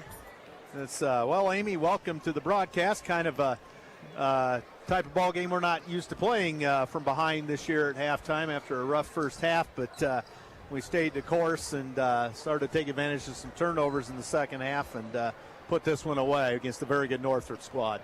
Yeah, we came out pretty stagnant, pretty flat the first half. Faith Fry hit some big buckets to kind of keep us in the first half. She had 3 threes in the first quarter, so thankfully she came and was able to score the basketball, but just a little bit out of sorts, not taking care of the basketball, making ill-advised passes. I felt like our rebounding was not anywhere what it needed to be. Made some adjustments the second half. Thought our second half was much, much better than the first half of the basketball game. Absolutely, and rebounding-wise, Northrop's a problem underneath. They're very physical and, big ball club, so it was a battle under there, and they got the better of us underneath. Yeah, they did. We did not rebound well at all in the first half. We had 1 offensive rebound in the entire first half, so that was a big challenge that we talked about heading into the second half. We ended with 8, so we had 7 offensive boards in the second half, only 1 in the first half. But yes, they caused quite a few problems on the rebounding end. And that's still a pretty good squad despite losing Destiny Craig, Yeah, if Destiny Craig was playing with them, like they just have a lot of athletic kids that can do a lot of things. Lexi Castator ended up with 22 points tonight for him. She's averaging only about 10 or 11. But I thought we did a pretty good job on some of the other kids that were averaging high point totals. So we knew that the Williams Thomas kid who got 8 tonight, she's averaging almost 18 so we held her under. Naya Bell's averaging like around 10.5. We held her to 6 also. So our kids that we were focused in, I mean, Castator's going to get some points. She's a good basketball player. Yeah. Probably shouldn't have had 22. But nonetheless, the other kids that we were keying on were not able to help her out to get that win tonight. So that sounds like good defense going there. Well, the first half, again, I Yeah. thought our defense was kind of lackluster. We were letting them get to the rim. We were not in gaps. We were not calling switches quick enough. Just all kinds of problems. But the second half, I thought like we were dialed in a little bit more.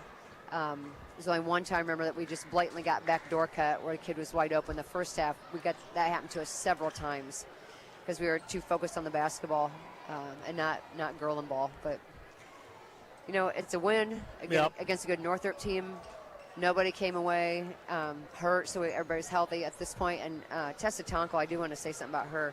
Good heavens, she took 5 charges. 5 charges in one basketball game. Unbelievable. That's why I call her the queen of charges. She does a fantastic job of getting herself set, knowing where she needs to be on defense. So great job to her in that regard. And she just took a beating and kept on ticking, more or less. So kind of an interesting game. They let a lot go underneath, and I think at times both teams were driving to the bucket, anticipating contact that never came, and that produced a lot of missed bunnies underneath by both squads, I thought. Yeah, I thought so too. But the second half, the fourth quarter when we got to the free throw line, Kendra Sheets did a nice job in the fourth quarter. She was 6 of 6 down the stretch, which helped us extend that lead in the fourth quarter. And Addie put up, 5 and 9 from the 6 and 9 from the free throw line here.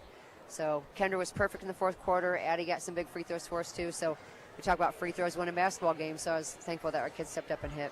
Yeah, that's what we had to do, and that's what we're going to have to do come next week in this building. Obviously, New Haven on the horizon yet, but so definitely a good game to get a little bit of a challenge, a little bit of hardship, I guess you could say, and have to battle back from adversity. Yeah, another good look for us against a team that's very athletic, very quick, and causes a lot of problems. Friday we'll go to New Haven. It's a varsity-only matchup at 6 o'clock. They can't field a JV team, so. Yep, single game on Friday, last conference basketball game, and then next week heading into sectionals.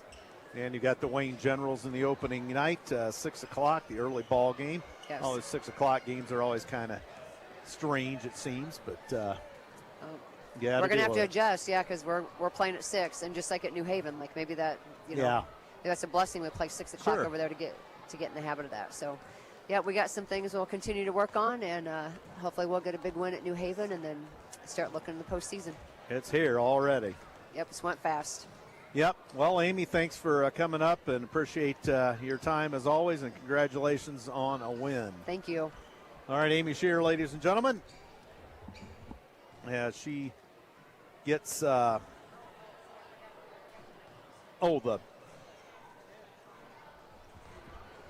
Sorry, I forgot to mention our philanthropy night for cancer services. We were able to raise $1,075. So wow. Thank you to everyone in the community that bought raffle tickets, and some people just flat out donated money. So we're so thankful for that. Over $1,000 for cancer services. Just that very much needed for them as they open up their new facility. Thank you. That's fine. Thank you, Amy. All right. Coach Shear with her philanthropy update. And so Coach Shear relieved, I'm sure, and she's just happy to get out of here with a win, and not get anybody injured. Yeah, absolutely. I mean, you're healthy. You got to win against a good team, and looking forward to – can't look past New Haven, but no. At the same time, can look a little past. Yeah. So, I mean, New Haven lost to Whitco by like 20. So Norwell just got him by a bundle, and Belmont had the biggest rout over him. I think it's 68-9. Yeah. So it's tough going at New Haven once again. Yep. For ladies basketball, and we'll see their boys here Saturday night. Surprisingly, they're 2-14 or something of that sort. Well, they had a guy transfer too, didn't they? I don't know. They got a transfer from Concordia, but I don't remember much about what went on there. So that'll about wrap it up for tonight, and we'll tell you about the crew here. I did mention the other night that, and I don't have last names, but I know Vincent Parke, manager, and Xaiden Mckinzie, manager, Riley H. is a camera operator. Marley is a camera operator. Eric S. is a camera operator. Board operator is Maddie B. Xaiden Mckinzie, again, manager. Zeke is a runner. Scoreboard operator Lexi Harker right here. And Braden K., camera supervisor. And I think that's all. So I wanted to give them a good plug. I know I always just say everybody, but might as well get some names in there. And Lexi Harker produced that for me, so thank you, Lexi. And she runs the scoreboard here that you see on your YouTube channel. I guess that's what you call it, a YouTube channel. But so our thanks to everybody that's involved with that. So students do a heck of a job. So that's going to be victory number 19 on the year against 2 defeats. And it'll be shoot for 20 against the Bulldogs on Friday evening from New Haven. So in the meantime, we will talk with you later. I think everything's moved to the weekend now, swimming and conference or sectional wrestling, I think. May have some JV action on that, I'm not sure, but haven't heard from Coach Culp on that one. So your underwriters once again tonight, First Fleet, 9 gigabyte tech computer repair and service center, Morse's Builders Mart, Surf Internet, Edu staff, Move Over Ice Cream, and your YouTube feed is underwritten by ProFed Credit Union. So that's going to about wrap it up here tonight. And what was that final score again? Oh, well, I have it on here. And let's see, we'll go back here and we'll get it 62-53. So that's the way the cookie crumbles tonight. So for my broadcast partner, Matt Curry, Andrew Thompson saying so long from the Columbia City Gymnasium, telling you the final score once again. Lady Eagles 62, the Northrop Bruins 53. Thanks for listening. Good night, everyone.